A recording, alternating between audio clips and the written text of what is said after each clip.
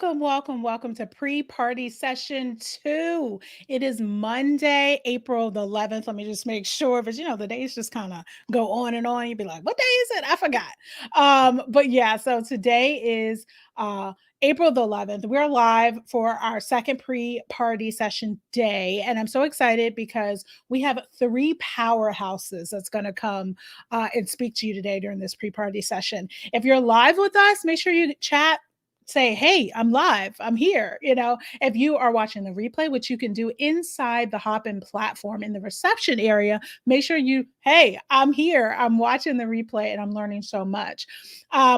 Don't forget, we have the main event, the actual Fempreneur Coach Connection Live, starting the 13th and the 14th. It starts at 11 a.m. Eastern time with a little pre-party dance party at 10:45. So I hope you will join us live for that. If you have your free ticket, then you have the live ticket, meaning that you can watch us during the live stream only on the Hopin platform. Go to fempreneuronline.com/events if you are watching this and you don't have your free ticket. If you have your ticket, then make sure you have upgraded to the pass, because you want to make sure that you get these replays, which includes the pre-party sessions right here. And I'm telling you, today is jam-packed. First off, we're talking to Neshama Alheem. She's going to bring the Self Love Church. I love that. I love that. She's going to bring that to us this morning, or this afternoon. Sorry, this morning for some of you guys, this afternoon for me in the Eastern time zone. And we're going to talk about attraction. I love that, because, we want to repel people who aren't for us. And we want to bring people who are like, yeah, I love you. We want to bring those people close to us. So we were going to talk about that. And then at 2:30 p.m. Eastern time, we're going into talking to Rosa Sarmento. And she is talking about launching a podcast. And you guys, if you don't know, we launched the podcast. Fempreneur Coach Connection is launched, the actual podcast. It is there. If you want to subscribe on your favorite network, go to fempreneuronline.com/subscribe in order to be linked to hey, where can I actually listen to this thing? I'm so excited. You're going to listen to Shama's podcast episode really soon. You're going to listen to, we talked to Hannah Koenig. Hers is live right now. Sherry and Jesse, who are the main event on the 13th. You're going to get to listen to those episodes. We've been working so hard to bring an amazing show for coaches in self-help, business, all those things. So I hope you guys subscribe and download all those episodes, because they are really good. 5 episodes. They're out right now. 5 episodes. You know how hard that is to get 5 episodes out on launch day? Well, there are 5 episodes, and Rosa helped me to do that. And later we're going to bring on Jackie Sunga. She's talking about pre-launching, and we're doing group coaching. How do we launch this thing? What's the pre-launch method for it? Because I'm telling you, it's more than just let me launch it and do all the sexy things. It's the things in the background that's going to get your people primed, ready for their enrollment. So we're going to talk about that later. That's going to be 3:30 p.m. Eastern time. We're going to talk to Jackie. I'm going to slow my voice down, because I'm telling you, it's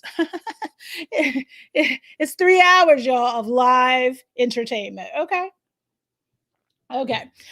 So first up, like I said, Neshama is going to come up, and we're bringing the Self Love Church to Fempreneur Coach Connection live. But first, I want you to learn a little bit more about Neshama.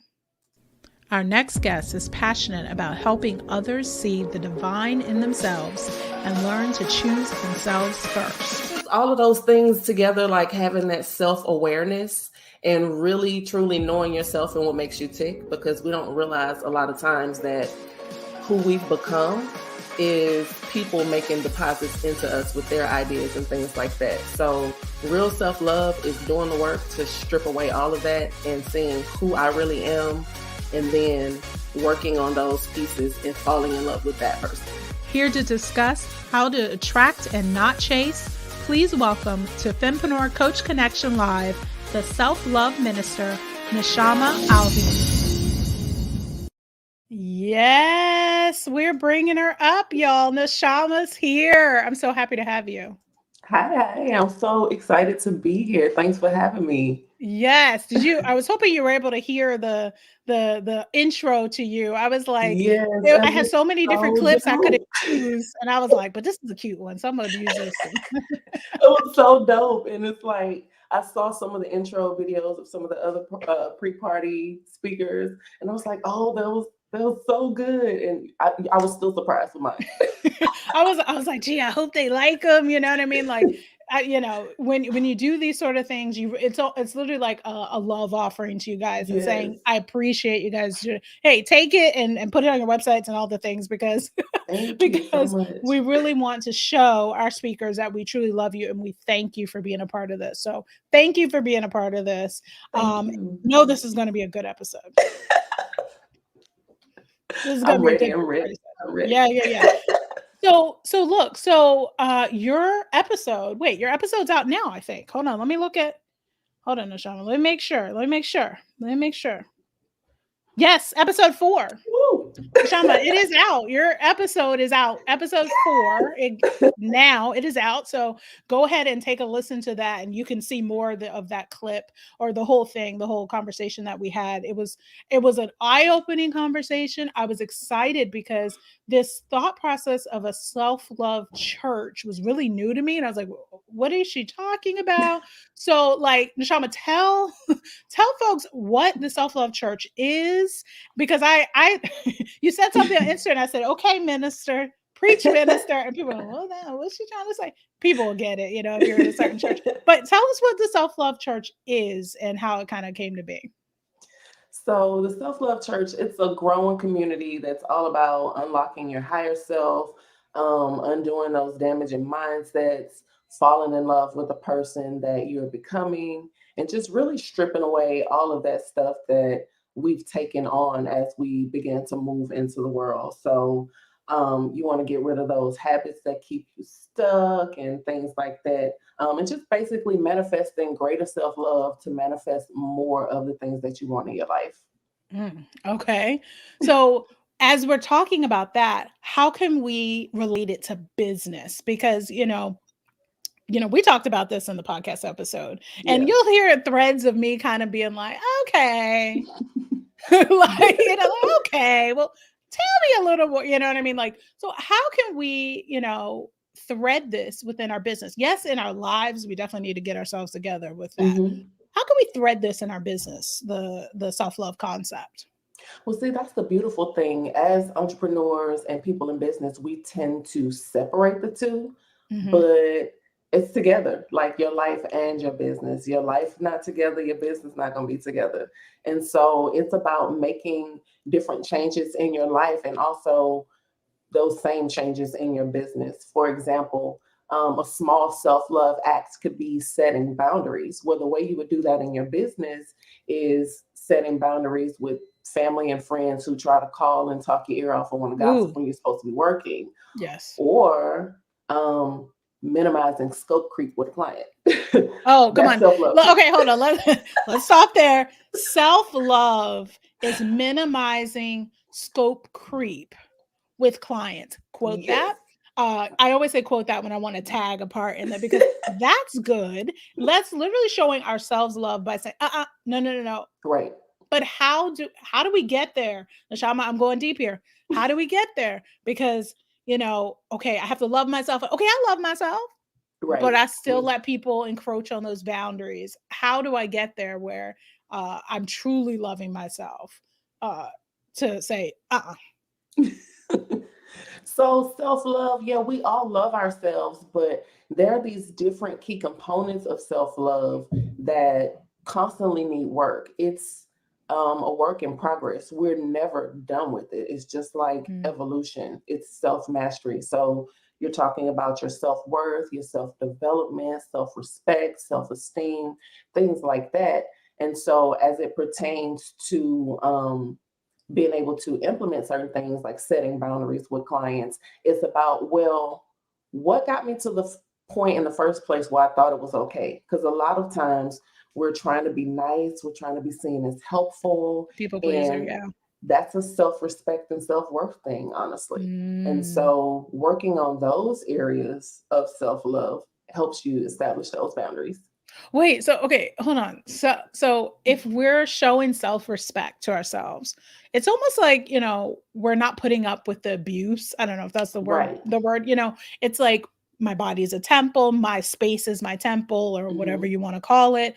And I'm not going to allow someone else to abuse or come over into that space with something that's not what I want. Exactly. And if we have a habit of that, it is uncovering why we feel that way in the first place. Why Mm. did we start accepting that behavior, and going back and uncovering that? Ooh, so I'm thinking now, like, well, why did I accept it? Well, they were grateful. They were like, "Oh, thank you so much for essentially breaking down your barrier." I was talking with Lakeisha the other day, Lakeisha Mosley, who is a friend of Fempreneur Online and also is going to be a part of one of our panels on Thursday. And she was talking about, getting last minute, go to her IG, she has a funny reel about it, last minute, like at the dead of night emails or text message or phone calls where people are saying, I need you to do this right now.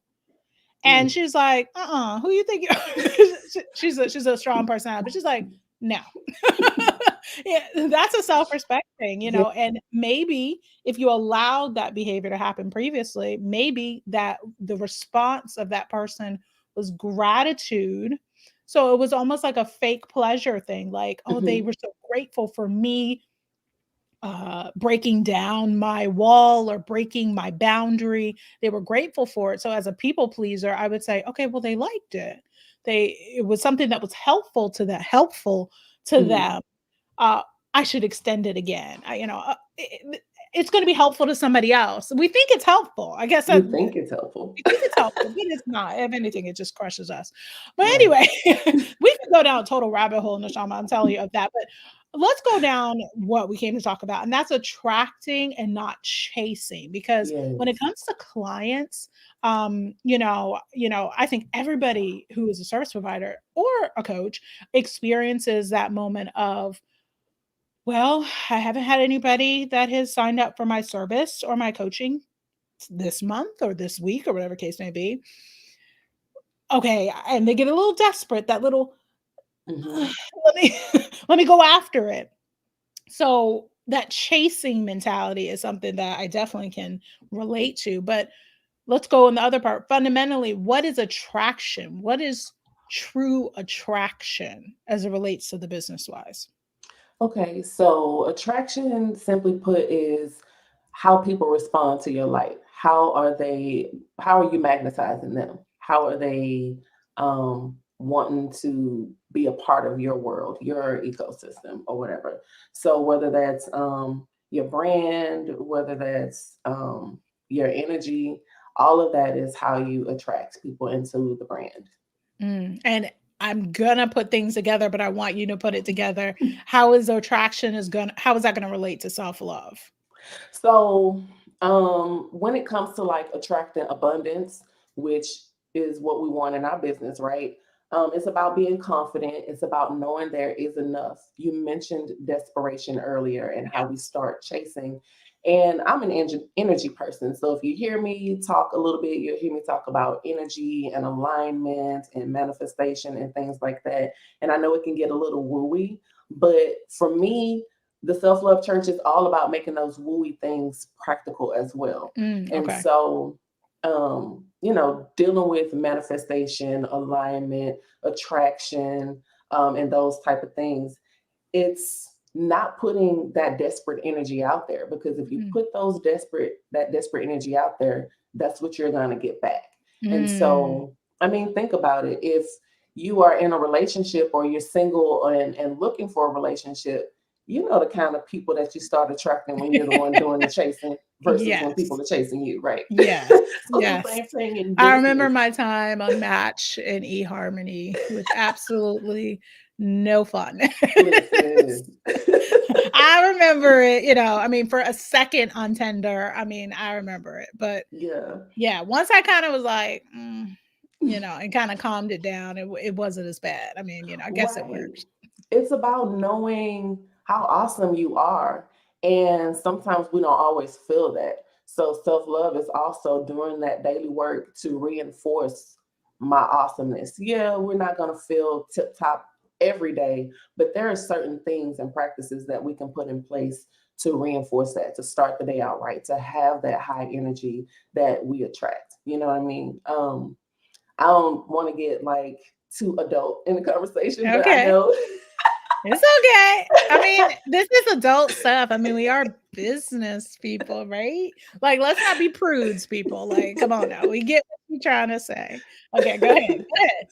but you know how it is when you are full of good energy and you just on. Like, I was on another podcast with a lady because I also sing, and she was asking me about my process of getting ready for a show. Yeah. And part of that process is me and hubby coming together and, you Really? know,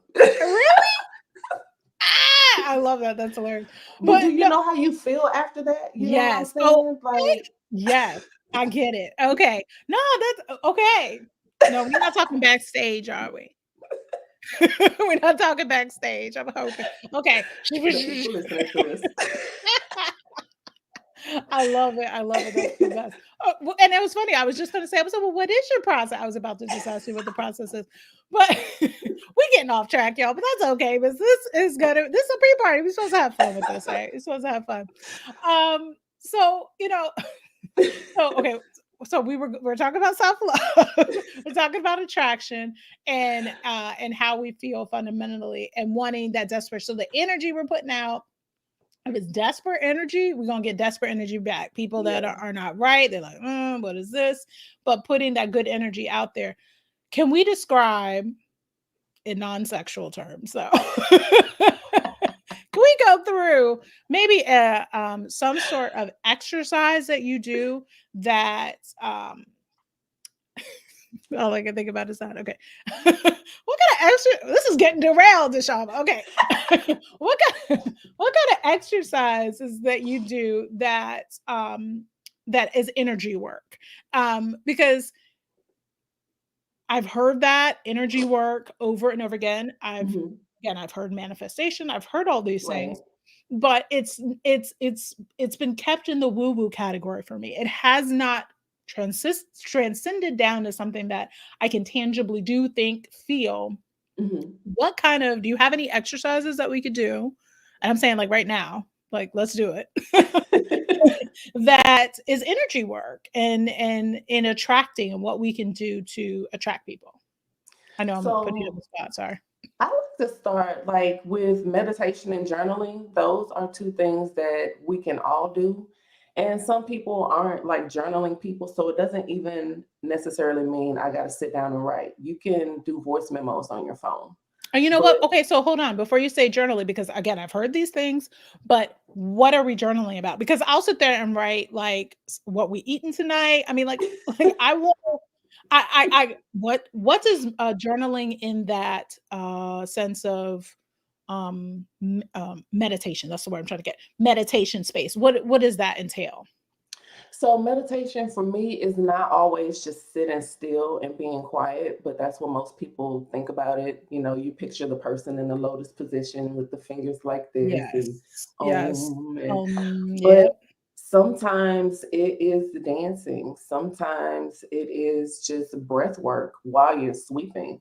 You know, I Mhm. may not have time to have a sit down meditation session, but I may have to sweep my living room and I can do breath work and take certain strokes while I'm doing that. And as What's I'm breath doing work? Come on now, Sean. What that mean? so it breathing, deep breathing in and out.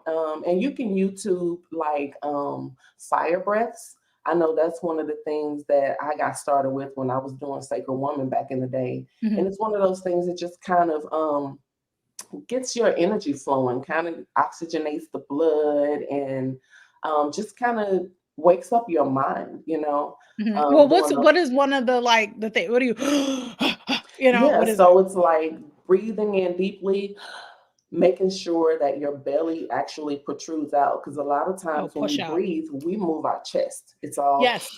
Well, but that's singing. That's singing. In choir, they'd be like, push out your stomach, not your chest. That was the right. singing. Yeah, yeah, yeah. So exactly. So learning how to breathe properly, pushing your stomach out when you're breathing in and pulling it back in, kind of like a balloon, you know, Mhm. and just learning how to breathe. Fire breath is a little different. It's where you are breathing in and out your nose kind of rapidly. and you're doing that on purpose to kind of insight, like it's kind of like warming up your body. It's kind of like when you do warm-ups and stretches before exercising, your fire breaths is like doing that at a Okay. consistent pace. Okay. That's Well, helpful. it's meant to kind of Mhm. get the oxygen moving in your body, sort of thing. Right, Yeah, yeah, yeah. right. Okay, So it's all gotcha. about feeling good in your body. We tend to forget the importance of our body because when we get so what's the word I'm looking for? I don't know, but we tend to, in some communities, we tend to think that the body is not as important as the spirit and the mind, and it all works together. If you worked with anybody um, who's dealt with trauma and stuff like that, we hold a lot of things in our body. Yes, that's very And true. yeah, my husband used to do massage, and he talked about like the number of women who hold stress like in their hips and Mm, stuff like that, you know. So it's a real thing. So paying attention to your body, how it feels as you're moving, um, what comes up in your thoughts while you're moving. Some of those are the things that you will be journaling about and writing gotcha. down. Like, I noticed this, I felt this came up for me. Why do I feel shortness of breath when I think about such and such? You know, because that's a Mm. body response also. So just paying attention to those types of things. I mean, is it in a way stream of consciousness when you're doing journaling as well? I mean, or is it really you're paying attention to something specific and going through the exercise? It's a little bit of both because sometimes during meditation you can kind of just get in a whole different vibe, a whole different world, so to speak. Right. But there's also like that mindfulness piece, the consciousness piece where you are aware and it's taking time and paying attention to be aware, like purposefully, intentionally being aware of the moment and everything that's happening. So you're noticing how you're feeling, how you're breathing, because sometimes your breathing changes when you think about certain things. Hmm. And so it's just making note of all of that. And then prompts work well also, because some people are just not good, you know, starting off at just noticing what's going on, even paying attention to our bodies, because we're so busy hustling and bustling all day that we just don't pay attention to those kind of things and those subtle changes that could signify something that needs to be worked on.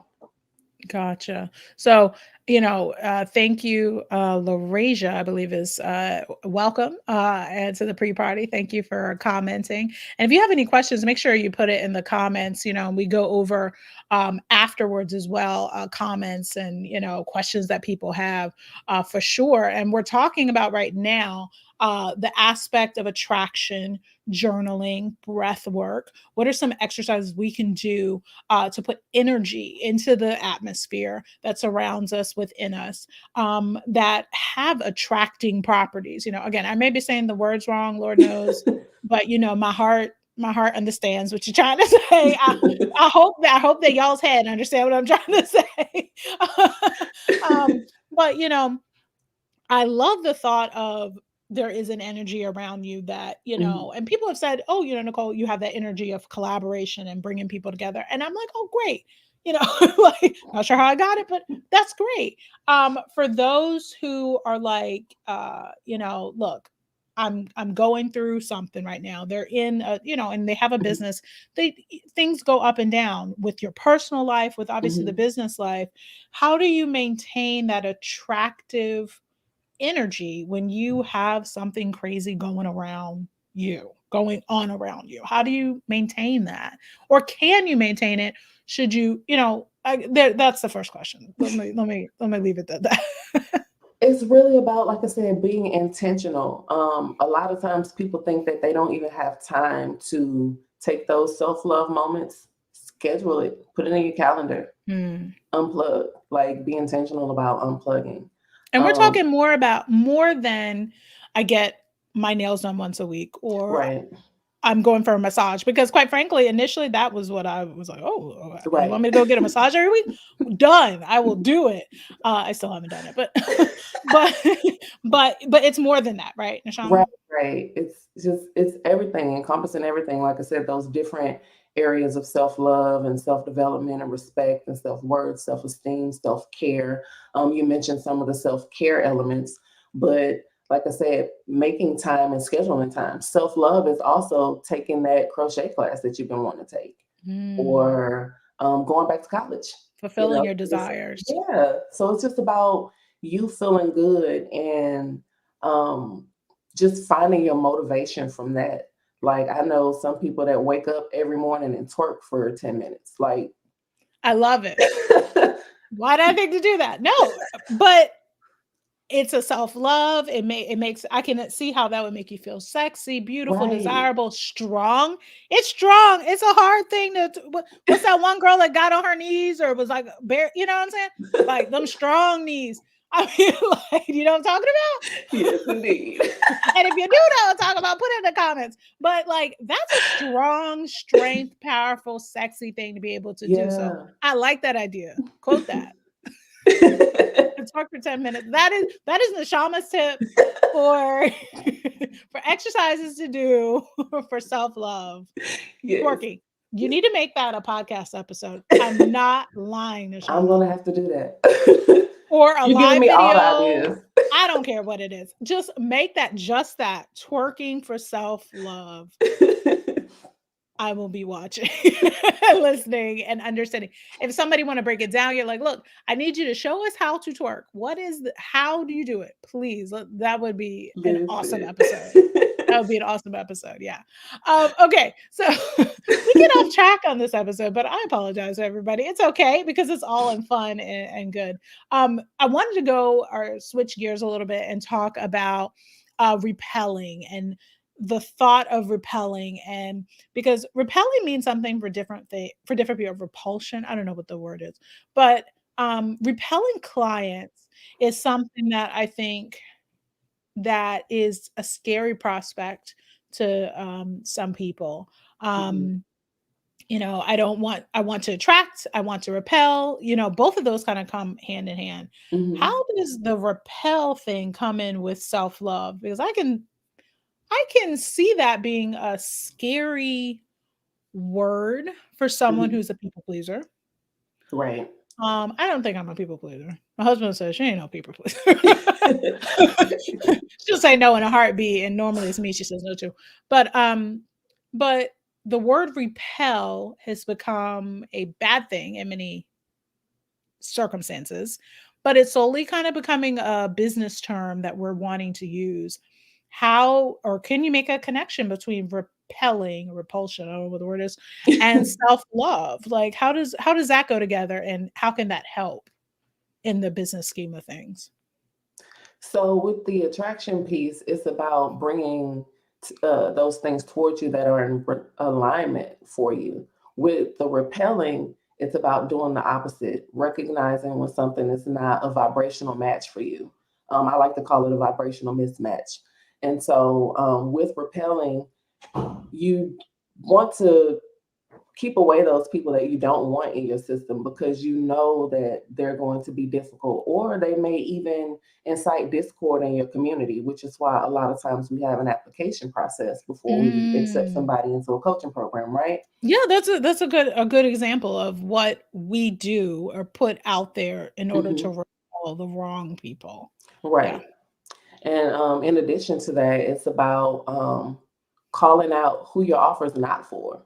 You know, Mm. we like to And say that's it's scary. important That's to that's a call. scary thing. That's scary. But you want people to know up front that this ain't for you. Like I know who I am, how I talk and stuff. So I want you to know I'm not for you if I'm not for you. I don't want you to come in and give me headaches because you don't really like me. You just like my Right. results. We need to like both. And because of self-love, have the choice of choosing to work with people that give me both. Like we have good energy and we get great results. I like that. I like that. And it's a different framework or mindset when we think about repulsion. It's not a bad thing. It's really a good thing. It's showing Right. yourself self-love when you can repel and you say, release was a bless and release is what people say. Bless and Hmm. release them to someone else who could possibly be a better fit, a better match. They can be attracted to them in a different way. And just fit, their energy Right. levels. Yeah. How do you know if somebody is I don't know what sheep was it call it? Sheep in wolf's clothing, is that the word? sheep. That's the phrase, right? Oh Sheep yeah, in yeah, wolf the wolf clothing. in sheep's clothing. Wolf in sheep's But clothing. Yeah. yeah. There it is. There. Sorry. But how do you know when you how do you know? Because, there's been times when people have come into my sphere Mhm. and were very nice and, oh my goodness, I love you doing this. I saw you do this, and very flattering, Yeah. very flattering. And then I say, okay, let's work together, and we're working together, and there's a change. And this is when I was, I think, an infant in business. There was a change where I could see the dynamic of you work for me Mhm. kind of start happening. And I'm like, ooh, but I was too deep in a contract to get out of it. Yeah.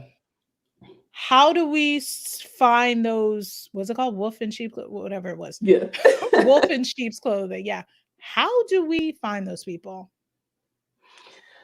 Some people can be really good at deception, but I feel like you can only lie for so long, and Mhm. energy doesn't lie. And again, getting all wooey, but energy doesn't No, lie. it's not wooey, because look, there was a moment that in the very beginning, the one person I'm thinking of, Taryn, love you, Taryn, used to work for Fempreneur Online, and she knows who I'm talking about. she know the she knows the struggle and what happened, but there was a moment that I went, ooh, Hmm. and I ignored it I was about to full say on. that that's the thing, and we do that a lot, but that's again being confident in who you are and your ability to attract. When we Mm, ignore those red flags and think we're gonna lose a client if we pay attention to that little flag or whatever, that's also lack mentality. We're thinking we can't get another client, we can't get a better mm, client. So that you kind of desperation, set the yourself up lack. for failure from the beginning. Yeah. Yeah. So it's Yeah. like not ignoring those red flags and Yeah. trusting the processes that you have in place when you're vetting those people before they even get on the phone call with you. It's Mm. like you have those processes, your self-love processes and your business operation processes that vet those people out before they ever get on a call with you. No, granted, again, I was newer in business, so quite frankly, it was like just book a call was all I Mhm. really had in Right. place, to kind of just be like anybody that wanted to book a call, I was booking it with them. And it was like they were nice, they were flattering they paid me, they must be a Hmm. good fit. So lessons learned, y'all, lessons learned. But Neshama just said, there's going to be a red flag. So if you have the application in place, but you get on and the energy level is not right, what are some other things other than that sales call, Neshama? Because that becomes like a first date. That sales call is a first date for me. And a lot of times I won't even say yes on that first date. I'll be Right. like, no, let's come back on a second date. I go on several dates with people before I'll pick them as a client, because you know, Yeah. mm-mm. The complimentary, the this, the that.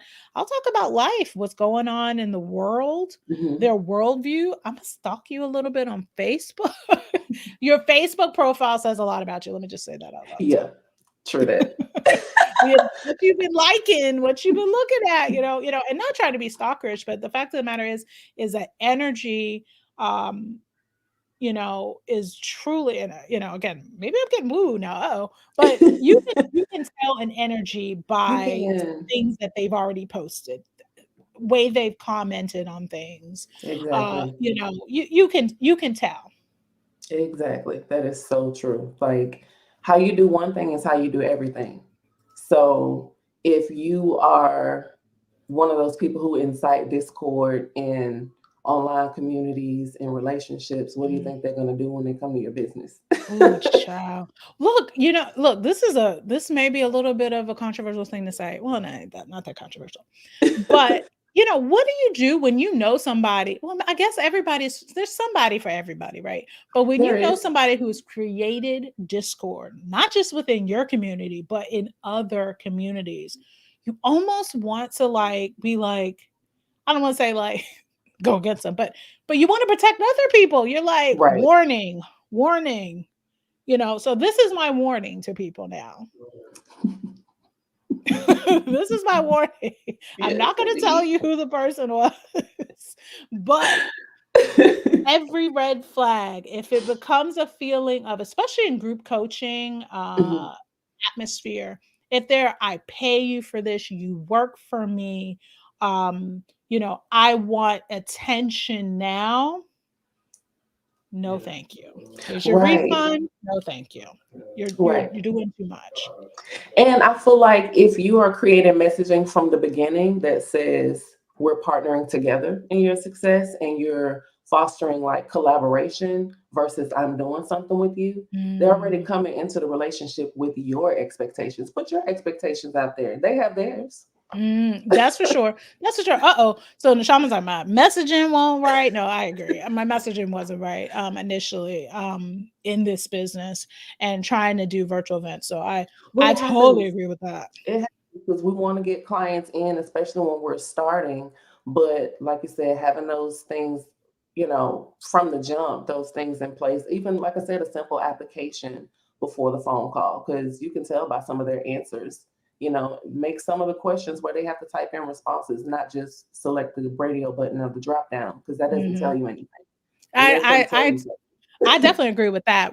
I mean, just from your perspective, Neshama, you are the self-love minister. What could be a question that we use that determines energy? Have you ever seen a question on because I actually I'm interested in that. What is a question that would um be like energy, like we would see where their heart was? I guess I get woo woo and to think of, I want to know where your heart is. Mhm. Can I know in a question? Now, granted, they can write whatever, but Right. but what is a way I can, in a question, know where their heart is? There's a certain way that people talk about their problems. So if you have on the question something like, well, what is it that you have already tried? And why do you think it didn't work for you? If they're on there and saying all of these coaches and da da da da da, and they're bad Mm. mouthing the coaching industry or whatever it is, or they're talking about their problem in a way that makes it everybody else's fault. Yeah, and some questions will be like, "Have you worked with someone else on this problem?" Right, right. But I don't know if I would wanna hear, like, why did it not work? Maybe you do wanna hear why it didn't work, or Or why do what you was the think it didn't result of work? that It's relationship or something like yeah, that. it's their perception of why they don't feel it works. So even if it wasn't working with another coach, it could have been buying a course. It could have been going to the library and researching all day. Yeah. But their attitude behind the result that they got, as it pertains to the effort that they put in, will tell you everything about how they're going to work with you. Ooh, y'all quote that. Go ahead and quote that. I don't know, what was that, a C? A C note? No, it ain't. I was an alto too. Anyway, so but yeah, I totally agree with that. And this is a lot more than what I thought we were gonna get out of this. We're talking about applications, right? How can we repel people and attract the right people through application? And Neshama just gave us a great question to add to our applications to understand energy and what kind of energy they put out there, and Right, also what kind of effort they have already done. That's a question I've seen. What have you done to solve this problem, or something nicer, not quite so what right. have you done, but something that shows, well, what is going on and what's been the process you've already used to satisfy this. This is something we Right. need to be in our group coaching applications, and people just think Yeah. it's just open. Anybody can join, but to have a truly aligned, energy-filled group in a group coaching program, I Hmm. absolutely believe that you have to have the right people in it that energetically fits for yourself, but Yes. also everyone else, right? So if you Hmm. have that one,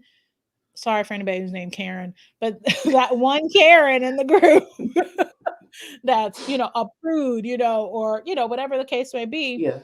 and you talk about the fact that you're backstage doing what you got to do before a performance. I'm backstage at home, girl, at home Well, before we okay, leave. look, that's why I said I said, was you backstage? Like, okay, at home. But if you talk about that and they're like, oh my goodness, like blah blah blah blah blah, then they're prude. Get them out of there. So you want to make sure that it gels. So that's a really good thing there. Okay, so let's go into the art of attracting the right clients to us. Right? So we talked about just what is attraction, and put a lot of definitions on that. We talked about breath work. We talked about journaling. We talked about a lot of stuff here.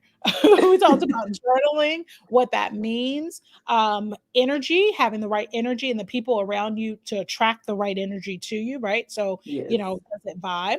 We talked about repelling, right? So if I'm looking over, I'm looking at my other computer. I'm so cute with my little studio system I got going right now. So we're talking about repelling others, right? So making sure that we're repelling the Wrong. wrong people away from us, right? And in order to repel people, that's because we're showing self-love to ourselves. Mm-hmm. We're not letting people cross our boundaries. We're making sure that we keep those boundaries. And I feel like in many ways I kind of just said, well, I let people cross my boundaries because they quote unquote are grateful for me doing that. So it makes me feel good that somebody's grateful to me. So I'm going to do it again. But nope, we're going to stop doing that. They'd be like, I'd be so appreciative. No, that is what the answer is no. Okay, we're going to do that. And then, so as we're kind of coming to the end here, we're going to talk about attracting the right clients to us and how we're not going to chase. So, like, what are your final thoughts about attracting the right clients to our group coaching program? What can we do? How can we set ourselves up, especially as we're going into planning group coaching programs? Because the Fempreneur Coach Connection, this particular one is about learning to create a group coaching program. What can we do to right now to start attracting those right people to our audience in our circle?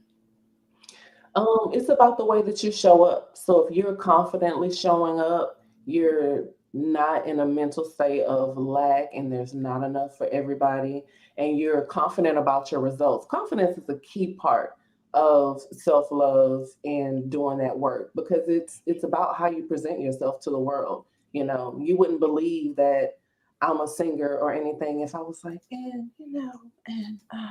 know what I mean? Because Right. it's like, I don't want to pay $50 to see you sit on stage and you're so timid. And are you going to interact with us? Are you going to sing loud? Right.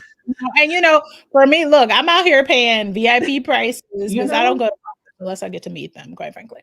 But I ain't gonna pay that much. Trust me, it's a lot. I'm not gonna pay that much for you to be like do or not interacting with me. it's the same thing with your programs also, because you want people who are serious and know that they're going to get results with you and are willing to do what it takes to get the transformation that they're seeking. So if you're Oh, putting yourself out there as the person who's partnering with them to get those results, you're oh, confident in your framework. hold on, hold on. You said something that you're actually telling us that we need to partner. She has the audacity to tell us that we are only going to partner with clients who know they're going to get results with you. That's what I heard you say, but I mean, because if you are not, you don't want to take everybody. You want to take people that you can get results for. Otherwise, that dilutes your program. It dilutes your testimonials. And frankly, it looks like you were just taking them on for the paycheck to see if you can make something shake. You ooh, know, I want to know that when we work together, when we create this plan, you're going to get the results that you set out for. I'm going to do what I need to do. You're going to do what you need to do. I'm going to provide the resources, and I'm going to confidently sit here and convey to you how confident I am in the transformation, in the resources that I provide, in the experts that I bring in the tools that I give you, all of those things. ugh, that's really good, Neshama. When you gonna do your podcast? It's that's coming. I promise that's it's coming. really good. No, that's what I mean. Like when she said that, I was like, oh, okay. Like, and that's true. You don't want people in your business where you are providing a service for or you are coaching, whatever the case may be, that's like, well, I'm trying this out. I'm Right. trying this and see. Having other self-loved individuals come into your sphere, people who are practicing self-love in their own right, come into your sphere knowing that your service is going to be able to, or your coaching, whatever the case may be, is going to get them a result. They have the confidence enough to say, this will get me a result. I love that. Yes. I love that, because we're thinking it often, and I'm shifting away very heavily from that client um client service provider Right. mentality. You're providing me a service. I'm Right. really stepping away from that. It's really a collaboration here. They are very confident in their products, in their coaching, and their whatever. They who excuse me, who are purchasing from me, they're confident in themselves and what they can Mhm. bring to it. I love that. And we have got to start attracting those people. Yes. We've got to start attracting those people. And you already said it right there. We're attracting those people by hold on, I'm gonna get it. We're attracting those people by being confident in ourselves, by being consistent, Mhm. by making sure that we have the right messaging. Maybe I'm paraphrasing and adding a few things in there, uh, but we're doing all those things because in order to attract the right people, we've got to be do all those things. We have to be Right. consistent. We have to have the right messaging. We have to put out the right energy to put people who are already self-confident in Yes. themselves and their products. And that's the thing. A lot of people aren't self-confident in their products or what it is they're doing in themselves. Right. And the thing is, people think that you have to work up to confidence or that it's just going to all automatically come and then you'll start doing the thing. You don't get the confidence until you start doing the thing. So Mhm. when people come to you, even if they're new in business, they still need to be confident that they can get the result. If I say I can build websites, even if I've never had any clients, I ought to have a portfolio of websites that I've built already, you Mhm. know? I mean, as simple as that. So if someone is coming to you and they're not, or even to me, and they're not confident in their pricing or their packaging or what they offer, well, let's talk about that. Why aren't you? Sometimes it's not even what they should be offering. You have people out there that's, doing tech stuff that should be doing more artist like stuff. You know what I mean? Mhm. So sometimes it's pivoting. I had a friend who started in the coaching space in one entirely different industry than what she's in now. Yeah. And she was actually afraid to kind of show up in this way because of that past experience. But you Mhm. only get confident in doing the thing and showing up, you know, doing what you know how to do. Your zone of genius, as they say now. Yeah. So, not just what you think people want you to do. Absolutely. I think we're going to end on that, quite frankly. Neshama, other than your podcast to be determined later on, what else do you have coming up in business and life that we can see you in? So, like you said, do have a podcast. I'm always doing like workshops. I have the Self Love Church Facebook group, so you can always catch us there. I'm dropping like random teachings. We're connecting.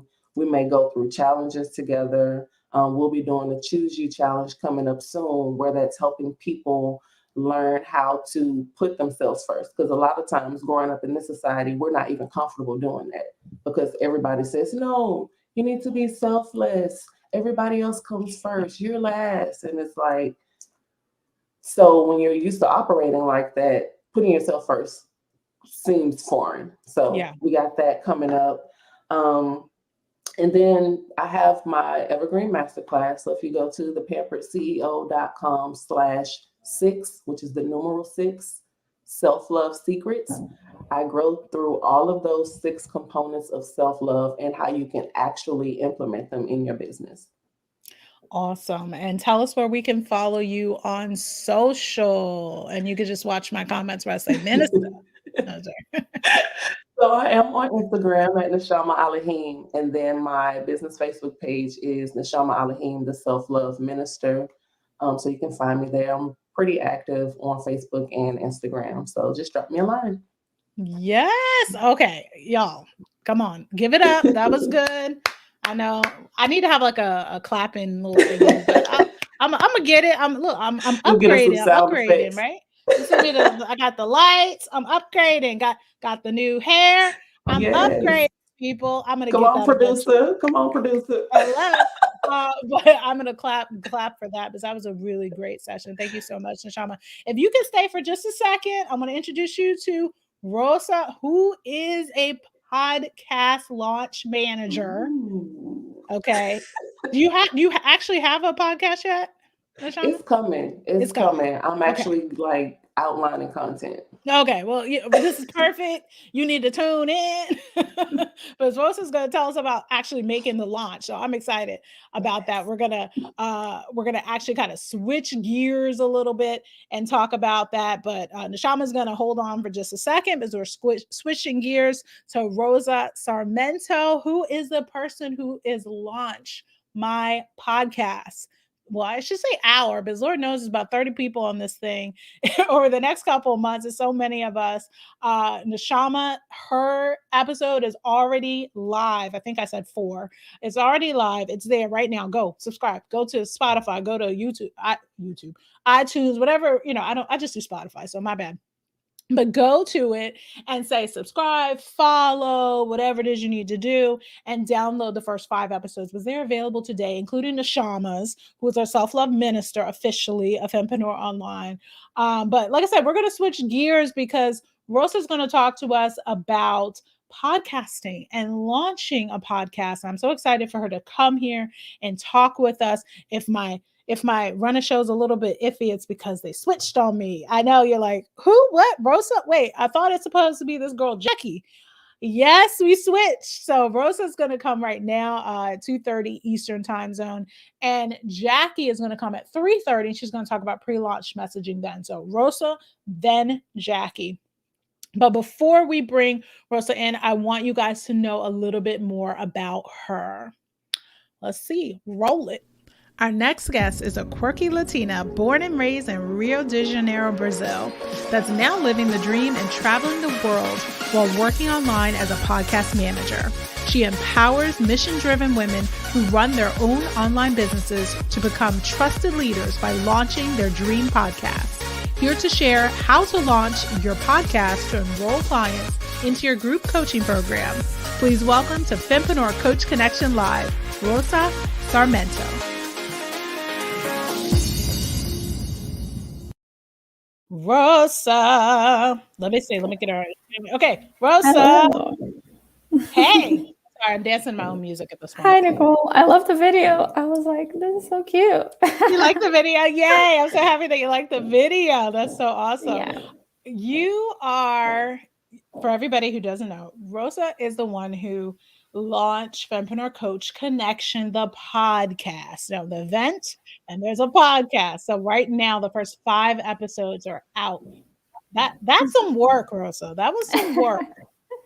Oh, it was so much fun too, because like every episode was actually, because I would listen to everyone. I have an editor that helps thanks. me. Yeah, but I like to listen to make sure like everything is great. Yeah. So I was like, yeah. They're good, the whole right? time. Yeah, they're really good. Like I said, Neshama is episode 4. Hannah is, I want to say 5, but don't quote me on that. Hannah was in the pre-party on Friday. And now, we have Sherry and Jesse on the main show, Tony talking about branding and messaging. She had some great points. And then my little episode where I just kind of talk about why I decided to do a podcast for coaches when I'm an event producer. So I'm just so grateful that Rosa took on my little podcast. I was like, can you do it in like 2 weeks? No problem. Like, okay, no problem. But I think I'm the abnormality, and we'll talk about the abnormality that is me in just a little bit. But I want to add Neshama back into the mix. Okay, Neshama, Rosa, Neshama. Happy. Yeah, there you go. So I wanted to come back to Neshama because I've been after her to do a podcast because, well, the Self Love Church, that's a pretty dang good, like, catchy thing, right? And that's a catchy phrase. And I was like, you need to trademark all of that because Very catchy. And not only that, but there's a lot of episodes. I mean, also we just came up with the episode twerking or something. What would I say? Twerking for self-love and how Oh, I like that. right? Come on now. I think that's a really good episode personally. I think people are gonna want visuals on that one, but I still think it's a really good episode. But so Neshama, where are you at in the process of launching right now? Like where are you at in the podcasting? I'm just putting her on the spot now.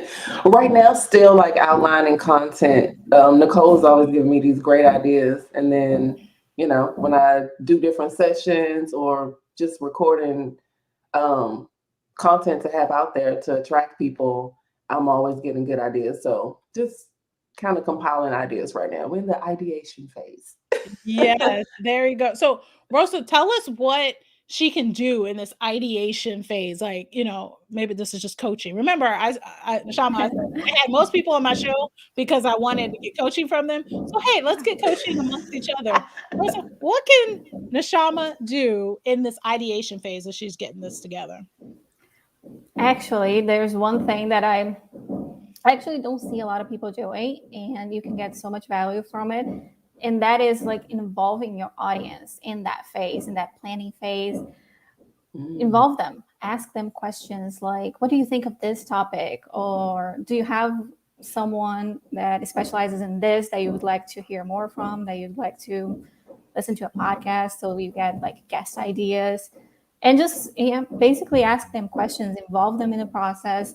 They are going to feel like they are part of the process, they are part of the project. And then when the podcast actually goes live, they are like dying to listen to it because we've been talking about it. They already know some of the things that are coming up. They already know some of the guests that may be or may not be on the podcast. So I think that's a great way to get ideas from, your listeners, which are the most important part of your podcast. And also to have some fun, in the process, not do it alone, because sometimes it can feel like you're alone in this and you're doing it all by yourself. So it's a great way to have fun, involve the audience, get like that buzz, and also get great ideas from them. There we go. And Neshama, you have a Facebook group, right? Yeah. Oh, yeah, she has a Facebook group, right? So she could absolutely get those like, hey, what topics would you want to hear? What kind of podcasts do you already listen to? Because she can like go on their podcast and kind of, I don't want to say like, just look and see what kind of guests are talking and what they're talking about, and be like, let me pitch that guest to come on my show and talk, because it's a very similar niche. So those polls, they're great. And then on Facebook, you can do those polls. And then you're going to see like, oh, they're really interested in this one. And you can get really surprised, because sometimes you think that they're going to want something and they actually want something else. And you're like, oh, interesting. Let's talk about that. Okay, well, we have properly put Neshama on the like put her out there that this needs to happen, and eventually I hope she definitely does it. So so thank you, Neshama, for being here. Thank you for joining us and being a part of it. We really appreciate it. Thank you so much, and nice meeting you, Rosa. Thank you for those nuggets. Likewise. Nice meeting you. Awesome. Okay, so Rosa. Am I saying it right? Am I saying it too like Rosa? There are many ways of saying my name. Don't worry. I know, but I like to get it right.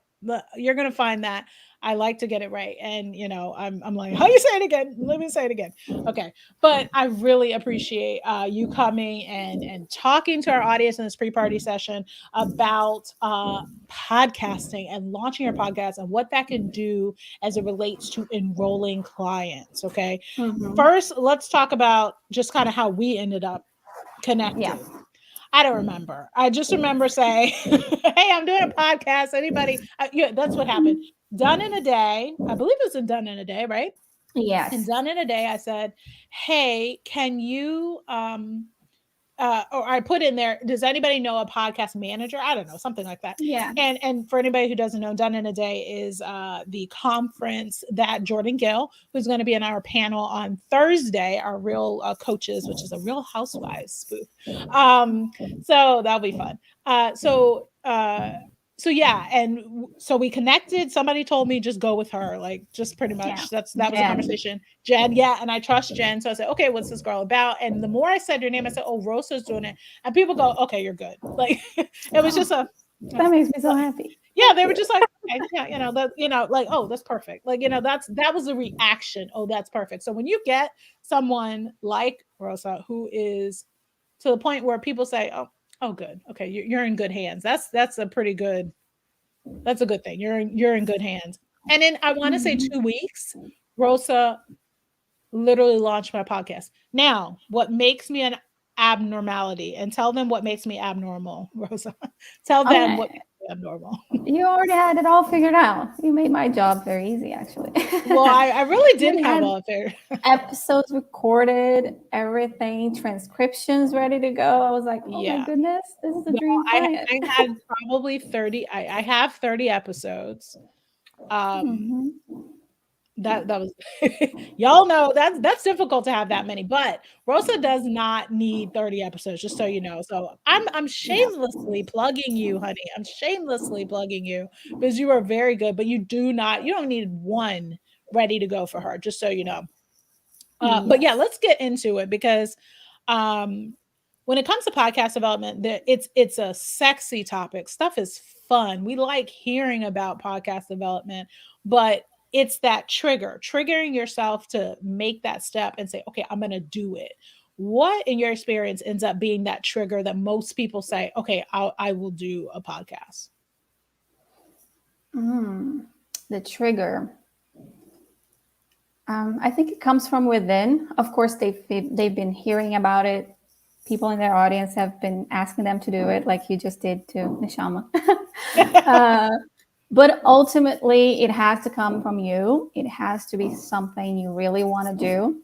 And when you realize that, when that really clicks and it seems like it's going to be fun, seems like it will serve better your audience, your clients, and you feel like not ready, because I hate that word ready. No one ever feels ready. Nobody's ready. I wasn't ready, y'all. I wasn't. But you feel excited, let's say. Like you feel excited for the challenge, for this new platform, for what can happen, the connections, the relationships, the topics.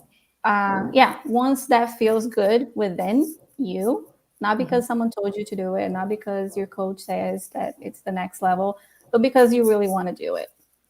That's a really good point right there that you just made. It's not because a coach said you should do a podcast. It's not because you heard, oh, that's the next thing you should be doing for content Mm-hmm. creation. I know we both know Jocelyn. Jocelyn's going to be on a panel on Thursday during Fempreneur Coach Connection Live, and she was on a pre-party. And we talked a little bit about, video content and, doing video podcasting. And you got to be like within you saying, I'm going to do this. And this is, it's not because anybody told you to do it, but you have it within yourself to say, I'm going to do this. And this is why I'm going to do this. Yeah, I'm just saying.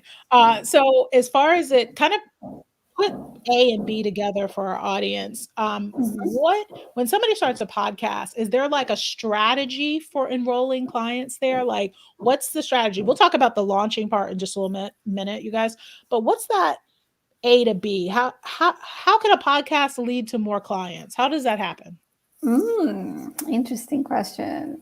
Okay, that will look different for every person because it depends on your client journey. Like, where are they at? How are you going to bring them from A to B? Right. And that is not, there's no cookie cutter approach, at least not in my opinion, to it. But there are some strategies you can do. A really hot one right now is private podcasting. So, you can enroll people in your email list, or you can even charge for that podcast because it's a private podcast and they need this private link that only you have as a host. So that is really hot right now. And it's really good if you're interested in like building an email list, or if you're interested in another income stream. So, I mean, that is one possibility of many. And like I said, there's no cookie cutter approach. So it's mostly about looking into your client journey, seeing like how they go from A to B and incorporating that into your podcast. So even if you're doing a private one, even if you're doing a public one, maybe you can do a series of episodes that do that bring them from point A to point B where they're ready to purchase. Or you can do maybe seasons, and each season you bring them from A to B, or maybe each season you focus on one of your offers, one of your launches. Again, so many different strategies when it comes to podcasting. It's mostly about finding what works well for you, and serves your clients the best. That's awesome information. And one of the things when you said private podcasting, I'm guessing we're talking about the same company, the same thing, and I can't remember the name of it to save my life, but it's a specific software. Hello, audio. Yeah, there it is. Everybody knows it. But I was like, what's the name of it again? Yes. I was there when they first started. Like, I bought some before they even had a software. And they had it on Google Drive. I bought into that thing. So really, I never used it though. Lord Jesus, I'm gonna go back and use it now. But because it's still there, it was lifetime for me to use it. But anyway. But somebody I was recently seeing, they were using it just like you said, the private podcasting, but the way they were using it, I mean, we're just giving you ideas, guys, for coaches who are like, well, how can I use a podcast? It was a private podcast feed, and they were using it almost like a challenge in a way. So like a runway up to applying to work with them. So they were doing ads and different things. This is a popular company that has the money to do all those things, but they were doing ads to say, hey, opt in to get this link to this private feed. And it was almost like a workshop, if you will, or something where they really gave the answers to some of the hows. And at the end, it's like, well, if it's too much, just apply. And we'll do it for you. All this how that we just told you that may be a little bit too hard for you, or you're like, what? Just apply. And it was a great way, at least for the information to get out. I'm not sure if they had kind of behind the scenes Facebook group. I think they did have like a pop-up Facebook group that went along with it, because they were like once a day a new episode came out, something along those lines. But it was very effective because it grew their list, right? So just like you said, it really grew their list. It was a free podcast feed, but it was really a great way to get people interested. It was a lead magnet, if you will, into applying, because it was a service-based thing. So just ideas for you guys to use. Okay. Well, so let's get into the actual launching of the podcast. But sometimes that ends up being kind of sexy and like, ooh, all those things. So what's the first step? If I say, I want to do a podcast and I want to enroll clients use my podcast to my group coaching program, what's the very first step I should do in developing my podcast? The first step, it's actually the first question I ask my clients when we are in like a discovery call or something, is why? Why are you doing this? Why are you creating a podcast? And really dig deep into the why. I like that 5 why rule, just keep asking yourself why, but why, but why? Yeah. Why, until you get to the real why behind the podcast, and be honest with yourself, be really open and honest. Because I know sometimes you're like, I want to serve my clients better. But it's always the first one. Okay, but why do you want to do that? Exactly. Go deeper. To really have that clear vision, like that clear goal that comes from a clear vision. So you can stay focused, you can stay motivated, you can stay inspired. Otherwise, it's really easy to feel kind of lost in that launch process because you don't really know why you're doing this in the first place. Yeah, absolutely. When you are developing your why, how does that then translate into past that? How does that sorry, I'm producing this thing as I'm talking, so I didn't realize I was on the screen. But how does that translate into kind of the next step? So I've done my why, which in many ways, will keep you consistent if you keep going back to that why. But what's kind of that next step? How does that translate into my next step? Okay. So yeah, once you have that why clear, you're probably going to also find a few other questions that will help you through the process. Like, who is the audience? Who is listening to the podcast? How am I offering value? How am I helping them? What Well, hold on. Let's with this. slow that down, because these are actually Okay. like key pillars that I did before I knew Rosa, but Mhm. but I literally had, you guys, it's called Fempreneur Coach Connection, and it was like a pillar. It was just my document. It was like my Bible. I don't think I shared this with you, so my bad, Rosa. I probably should have. I don't think so. But it's Yeah. literally maybe like a 10-page document where I went over, who is this for? And not just like who, but I kept saying, what else about them, so I was very by the end I had a big old long description of who they were, and really glued in, tuned in to who they were, and what did they like, and that sort of thing. So the first one, you said, who are they, who are they really? That's the first Yes. thing. And some people may say, well, I don't know who they are. What would you say back to them? But look into your audience. You already have an audience. Or you should have. Most certainly. Yeah, exactly. Like It if may be you're a small starting, one, and that's okay. that's fine. There's no number here. It's Yes, like just there you look go. into your audience, the people that are watching your stories, the people that are liking your posts, commenting, sliding into your DMs, in your Facebook group, whatever you have.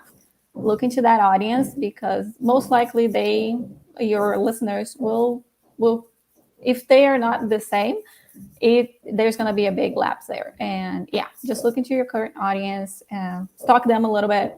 Go to their profile, see what they're doing, see the things that they like, that they're sharing. Anything and everything can be like really pivotal, because like if you see that they really into Netflix and wine, that is something like you can like maybe add to your podcast intro to make that connection like right from the get-go. So like grab your wine, grab your glass of wine, tune on to Netflix and listen to the next episode. Something like that you can, really bond from the start and understand what they are looking for, understand how they work, how they, tick. Yeah. So you said, so who they are. What was the second one you said? I'm sorry, I slowed you down. How? No worries. Once you know who they are, you'll probably understand better how you can serve them through topics, through guests, through the podcast format. Like, is it better if you do solo episodes, short solo episodes, long interview episodes? Which one is the best way to go? And again, involve them in the process. Ask them questions. Neshama. Like I just told before. Yeah. So this is the thing, some shows are solo, and you're like, ooh, you can't do that. They kind of ramble, and you're like, ooh. How, if you're just kind of starting on how to figure out what to do, should I interview people? Should I be solo? Should I do this? Should I do that? I knew from the beginning I didn't want to be solo. I can't stand talking to myself. I'm boring. At least I tell myself that. I'm boring. I like the interaction. I like playing off of what you say. I'm like, whoa, slow down. Let's get deep. Let's do this. Let's do that. How do you know which one to do? If, I can say, hey, y'all, which one y'all think? How do you kind of know which one to do at that point? You said something that's really important there. Like, you already knew you didn't want to do solo episodes. Right. If you already know something, trust your gut and go with it, because again, you want to feel excited about your podcast. You want to feel motivated. And if you're starting a podcast doing something that you already hate, it's not going to work out. Doesn't matter if the audience wants it. It's gonna come. Yes. It's gonna come through. Apart. It's gonna be horrible. Yeah.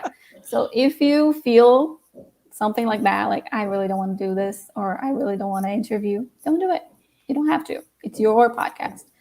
But then if you're not quite sure which way to go, or if you really want the opinion of your audience and maybe to make that decision, then involve them in the process. So there's no right or wrong here. It's more about like figuring out what works for you first, and also for your audience, because of course you want to involve them. You want them to, come to the show and tune in.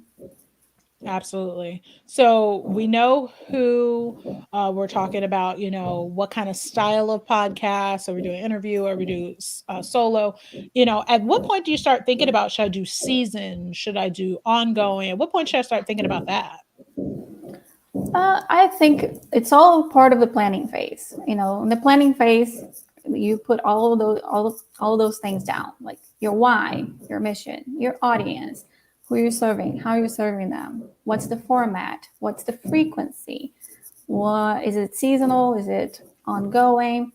So all of those things, of course, it's nothing set in stone. Like if you want to change later, you can. It's not a problem. Yeah. But if you already have that figured out before, it's so much easier. It makes like the process so much smoother and less overwhelming. So if you can, of course, maybe decide on that before you get started with recording and planning and all of that.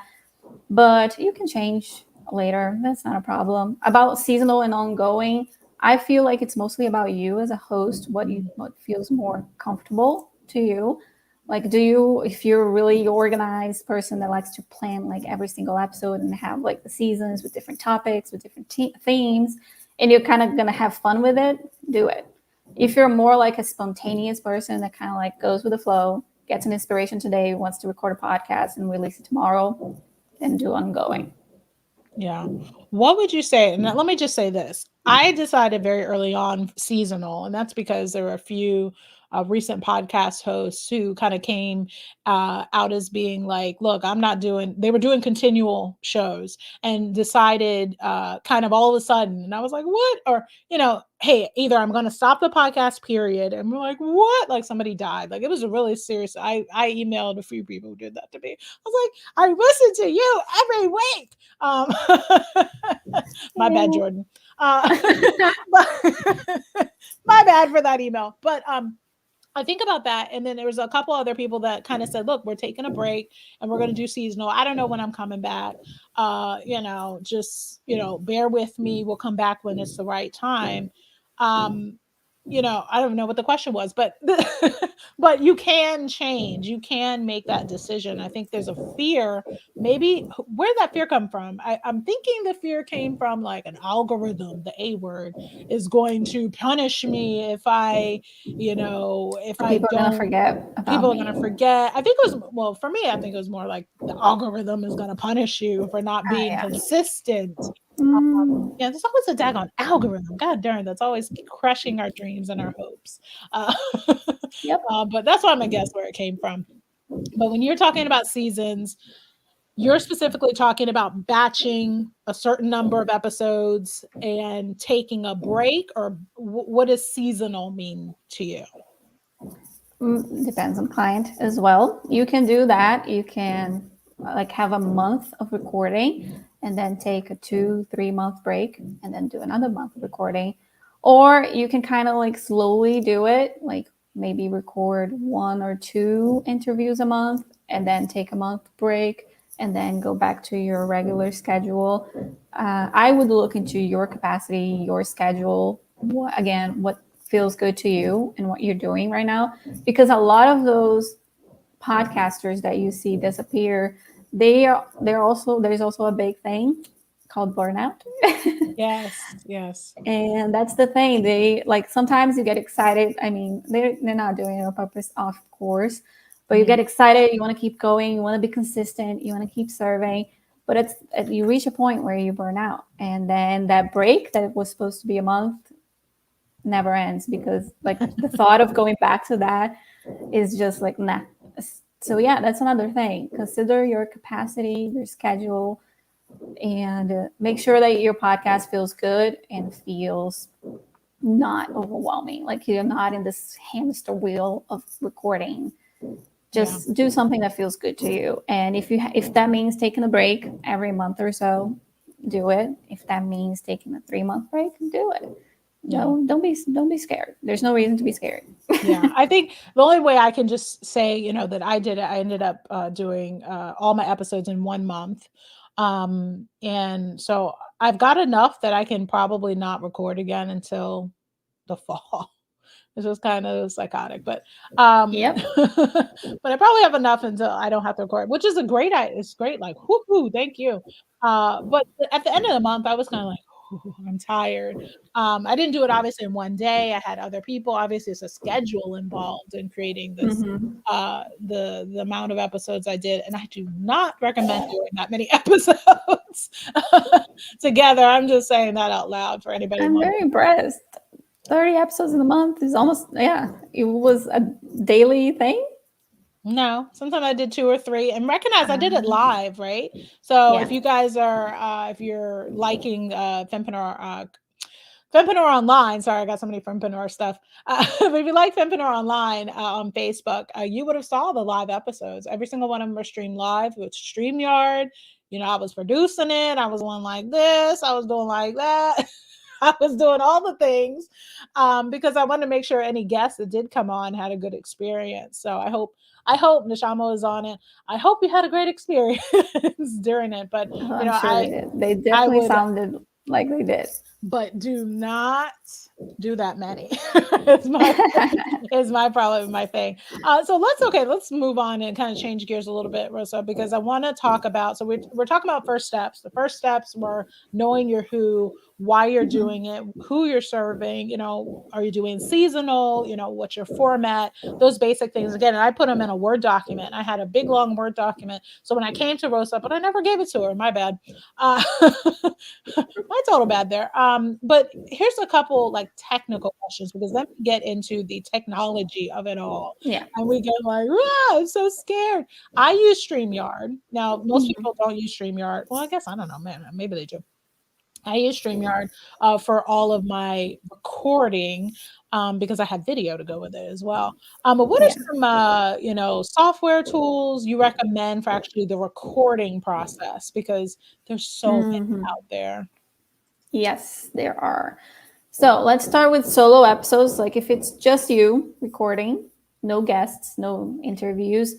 A great one out there that's completely free, and it's available for Windows, iOS, Linux too, is Audacity. Yes. You just go to their website, audacity.com, if I'm not wrong, and you can download it completely free.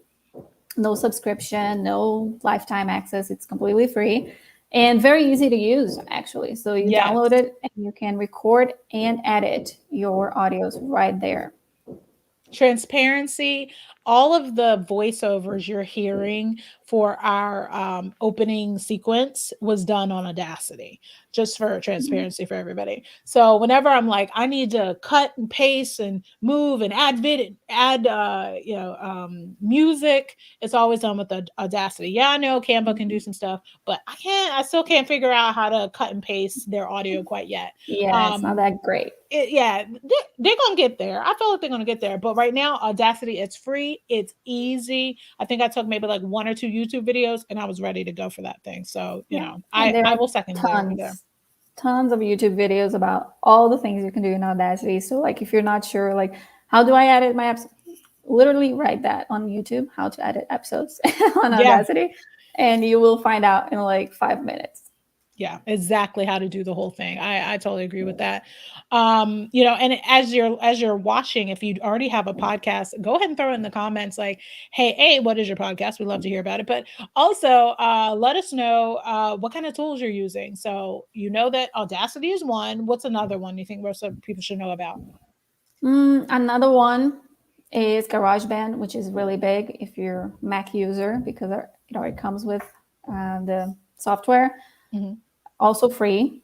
And Anchor. Anchor is not only recording and editing, but it's also a podcast host. So you can do literally everything in one place. You can record, you can edit, and you can publish your episode in one place. And it's free. And it's free. I think that's the big thing. And it's free. You have a lot of free options here, whether you're on Mac or what is the other thing called, iOS? I don't know. I'm not a Mac user, my bad.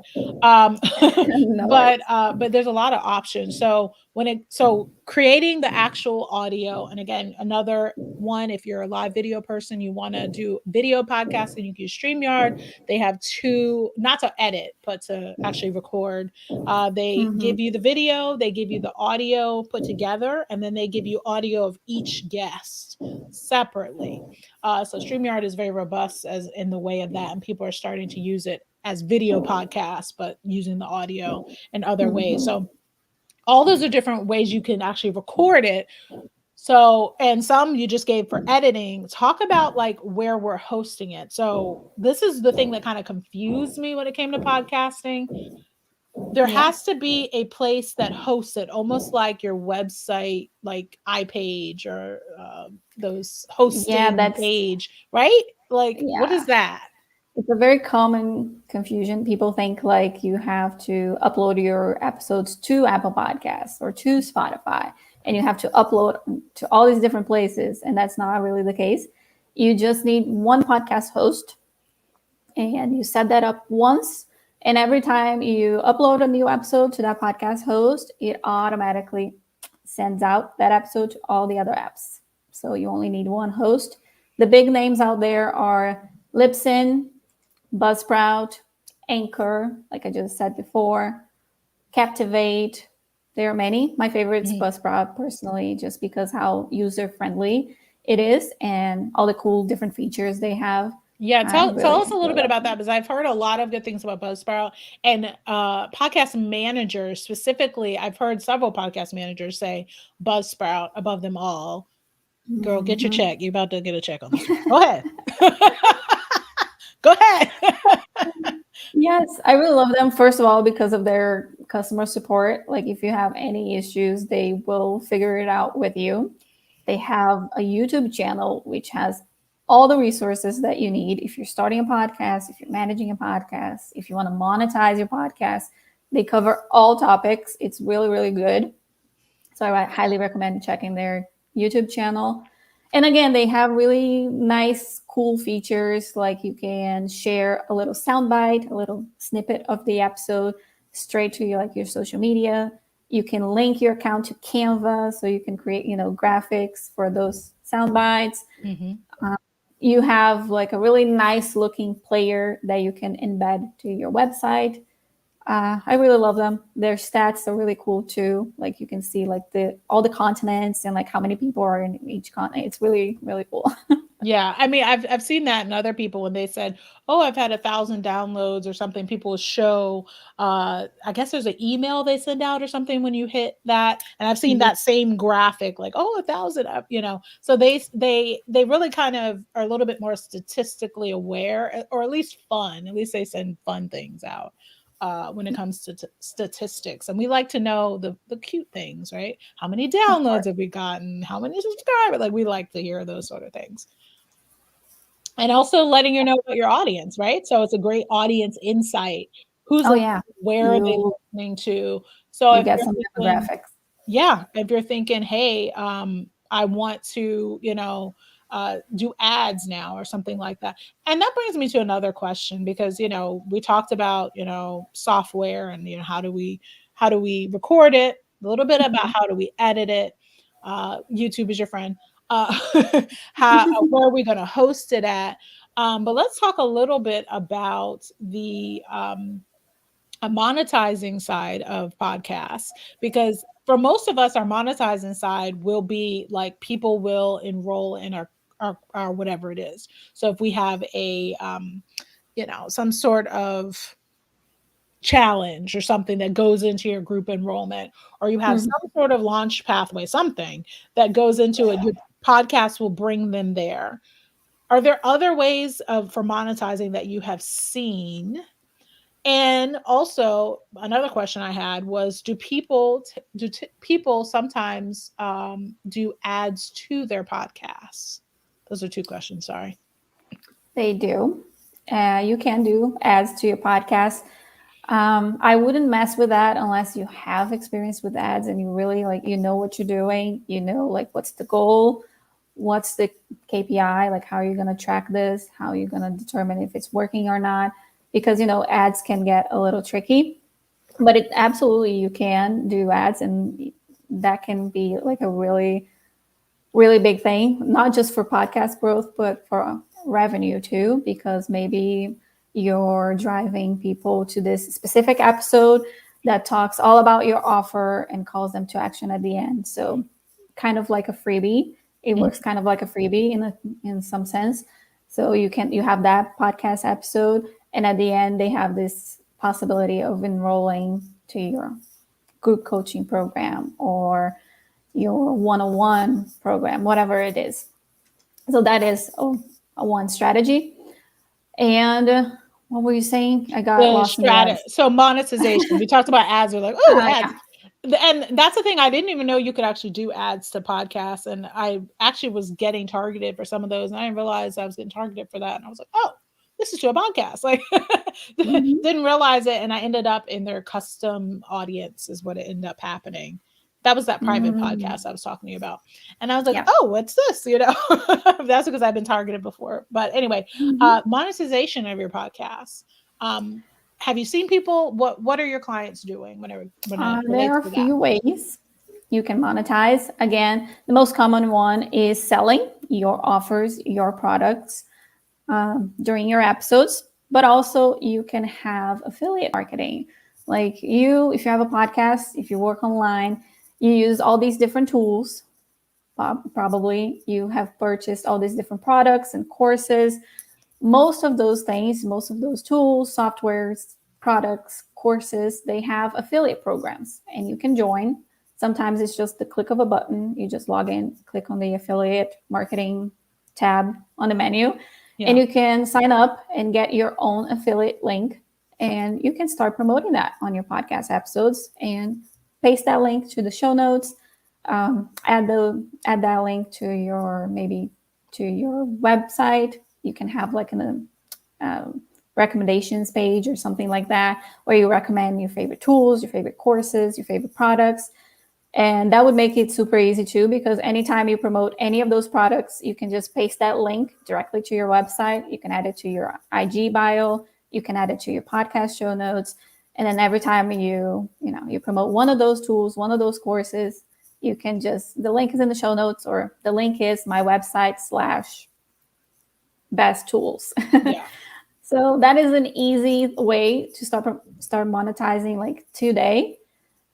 Because of course, another option you have is like sponsors or collaborations with other brands, other products. And that takes time, offers. right? So, I mean, But unless you already have exactly. an audience built in where you got a billion this or a billion that, I'm not saying that. Well, you have a small audience, but unless you have that, or maybe the numbers, because they need to see that people are actually coming and listening to your episodes, right?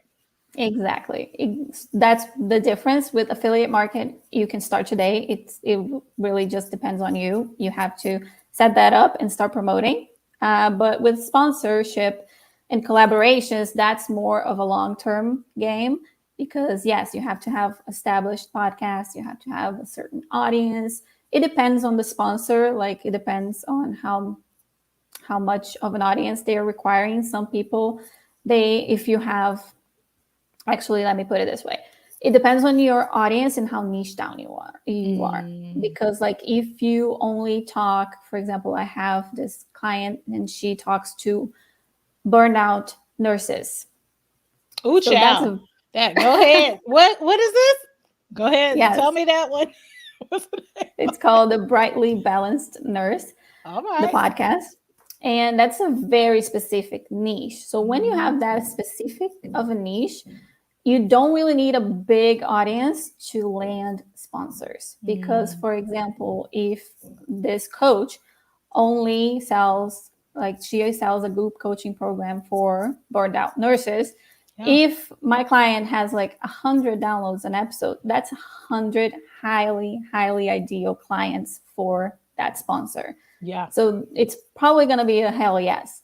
But if you have a podcast that's more broad, like female entrepreneurs, not that that's bad, but for brands, if it's not so specific to their audience, they're only going to say yes if it's like 1,000 downloads, 10,000 downloads, because the conversion rate's probably not going to be that high, because, it's not that specific of an audience.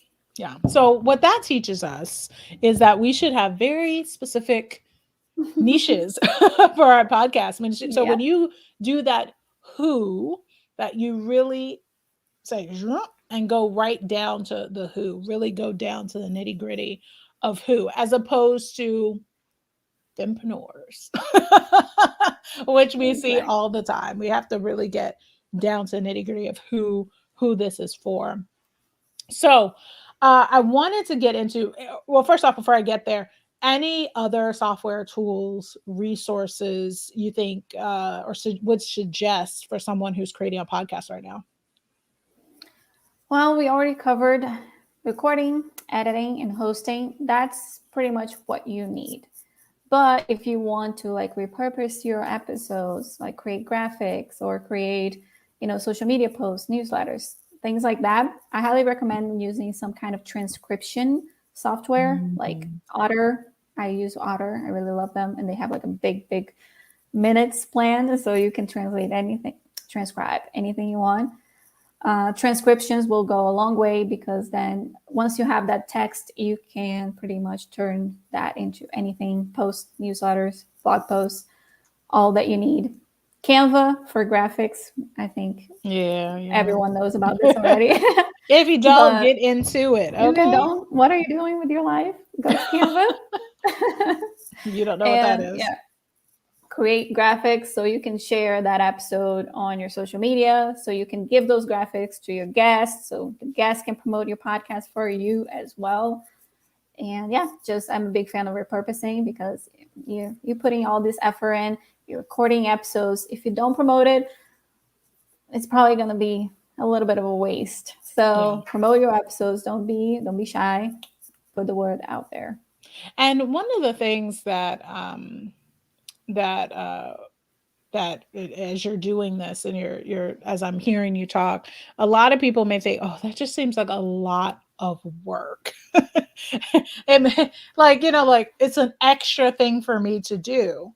What would you say to those people? First off, again, that goes back to your why. But what would you say to those people? Like, that just seems like a lot. I don't know if I want to do that on top of that. What would you say to them? First of all, I wouldn't say it's that on top of that. It's more of like, it's not just adding a podcast to whatever you're doing.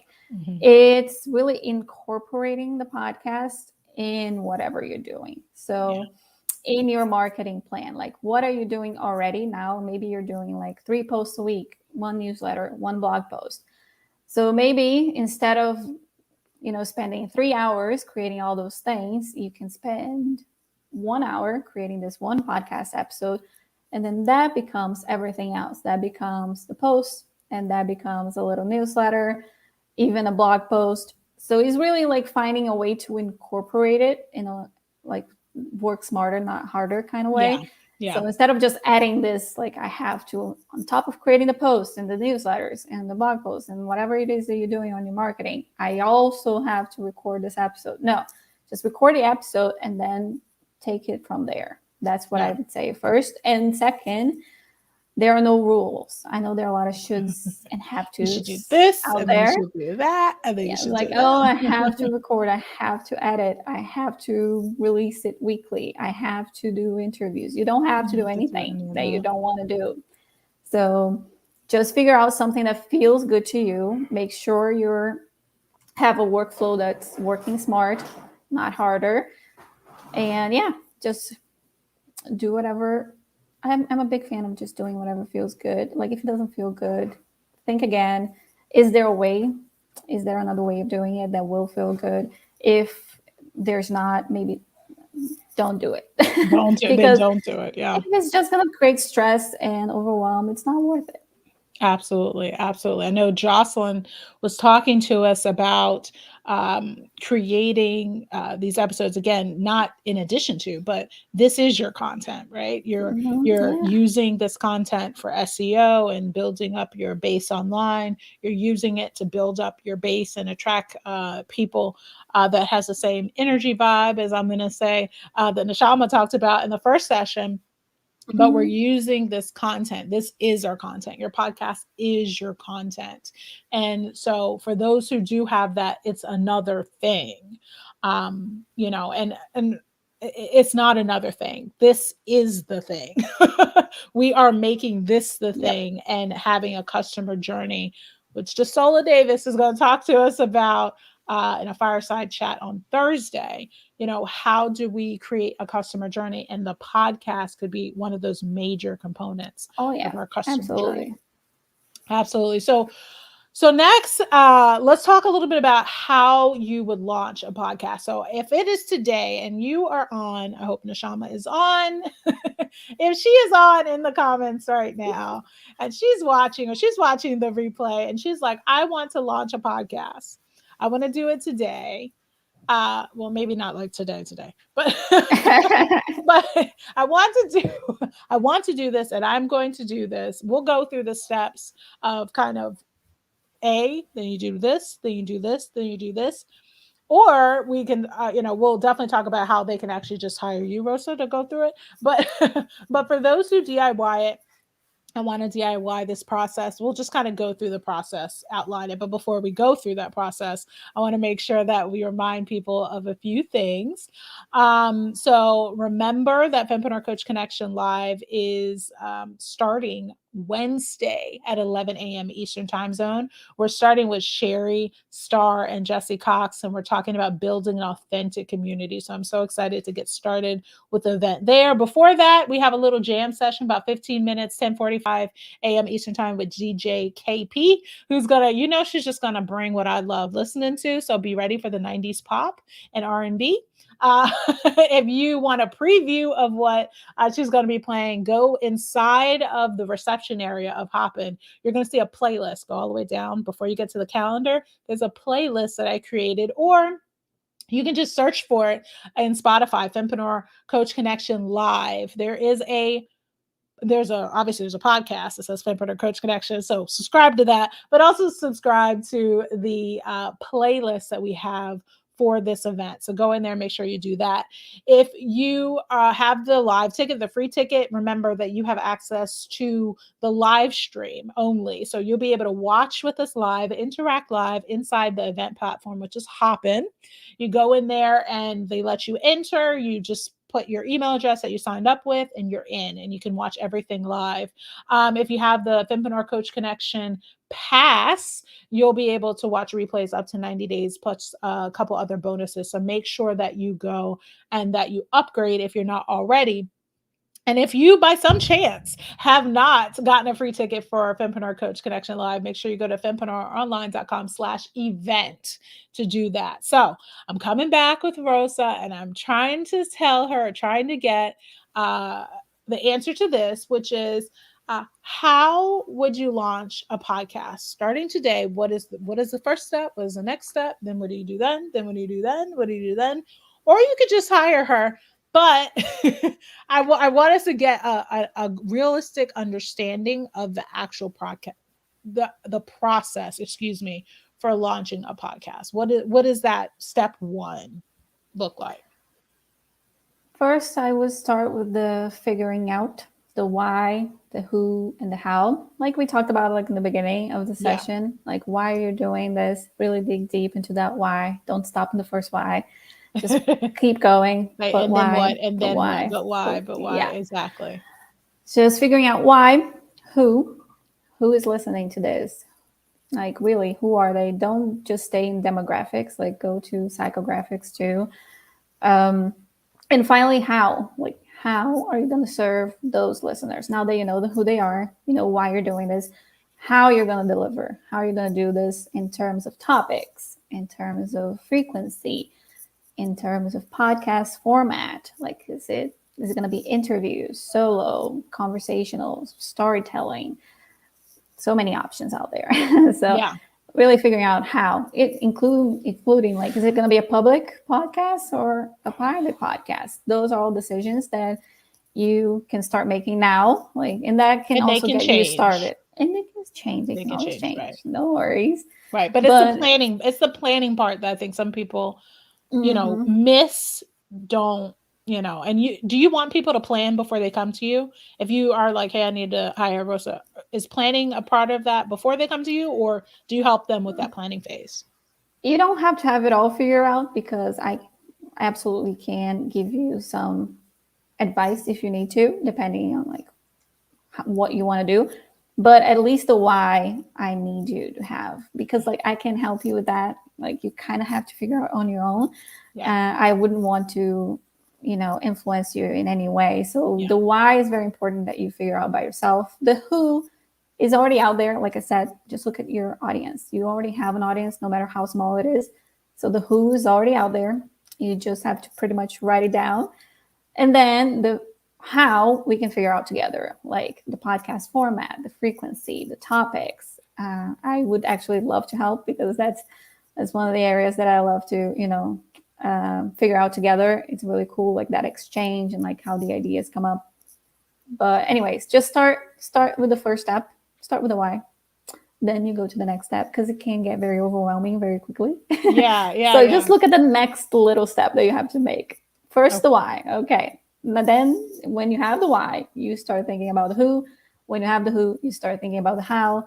When you have all those three things, then you can start thinking about planning and recording your episodes. Then you can think about editing. Then you can think about publishing it. Okay, hold on. Let's slow down. One thing at a time. Steps. She's going through all the steps. Okay, so we have the initial why, the planning, the who. We're going into discussing topics or deciding topics. Oh, sorry, my bad. I'm not on the screen. I kind of got into it. So we're talking about topics and figuring out topics. Now, as far as topics, like, are we just kind of coming up with topics off the top of their head, or how are people sourcing topics? I know that you're good at that, and that's something that your clients do with you, but how, if I'm by myself and I'm like, you know what, I really would like to DIY this, how would I figure out topics? So, if you're starting a podcast, I'm gonna guess here that you already have some kind of social media presence, right? You already started a business somehow. You already have like Instagram or maybe Facebook or group, something. And you probably already have those content pillars, like those main topics that you talk about. You can go from there. You don't have to you don't have to start from scratch. You don't have to, reinvent the wheel. Just go from there, go from your content pillars and brainstorm, topics that you think would work really well for a podcast episode. Involve your audience again, ask them questions, make little polls on stories or on Facebook about different topic ideas that you have to see like their input, what they would like to hear from you. And also look at your past content, like what has performed well. That's really a gold mine. Like the posts that really performed well, that got like a lot of comments, that got a lot of shares, because those are the topics that are getting people really, what is the word? Resonating. Those are the topics that are resonating the most. Like if they're sharing, they're resonating. If they're commenting somehow, they are resonating. So yeah, look at your insights on Instagram, for example. See those, top posts, not for reach necessarily, but for interactions. I think that's the best interactions, the best saves, like the most saved ones, the most shared ones, and the most interactions. I think those three insights, they are a great place to start. If you're like, I don't know where to start, that's where you should start. So tell me, like, if when you're getting ready to actually sit down and record and do all those things, do you suggest everyone have an outline ready to go, or should they just be kind of talking? I'm a big fan of bullet points. Just lay it out in a list of bullet points, just to make sure that you have a structure, like you have a beginning and middle and end, and also to make sure that you don't forget something, because it's easy to get excited, get carried away, and then you forget to mention something that was really important for that episode. Yeah. But I don't really like scripts. I mean, some people, they like that. I mean, it's up to you and what works for you. I don't really like them. I think I sound robotic when I'm reading. Yeah. So I for the most part, I never actually even have scripts for any of this. So, I'm obviously hosting and doing this. I have a run of show, so I kind of know, and you guys have seen my run of show, and this comes next and this comes next. So for the most part, I kind of go with it. But all this is ad lib. I don't really, I'm not really like do. And that's why when I come up with questions and people are like, that wasn't on the sheet. I've had people do that, and I'm like, come on, y'all, this is a combo. Like, let's go with the flow. And sometimes, that's the way it is. So okay, we did our outline or bullet points, as Rosa told us. We recorded, YouTube how to edit it. We have our podcast host, right? So Buzzsprout. We have our podcast host, and we upload. right? Upload and Yep. it will send it to all the people. And Rosa said that mine got approved. How fast was it, Rosa? I think it was like 15 minutes. Yeah. Well, look, if everyone's like mine got approved in 5 minutes, then I'm gonna be upset. But she was like, yeah, mine was fast. At least that's what she told me. But I was like, yay. I don't It know is if that's a getting good thing or bad faster. thing. It is getting faster and faster. I don't know Yeah. if it's automated by now because it used to be like a human process. Someone would Oh, really? review your podcast. Somebody told When me it like it could take a first, week. That's why I was so scared that it wasn't gonna work. yeah, That's why I kept on emailing, like, are you sure it's gonna be ready by Monday? You're like, no, it's gonna be fine. I'm like, okay.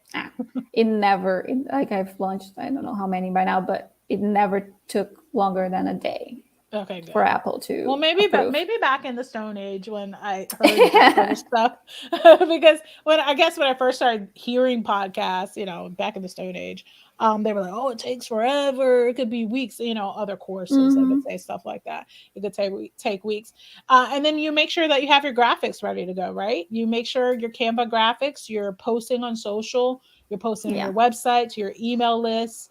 Hey, I'm going live. Hey, you do an event to launch it, if you will, to get people's eyes on your podcast. So Yes, and yeah, celebrate it. Don't forget to and celebrate it. celebrates, and I celebrate with everybody who was a part of it. I know Jackie had an episode.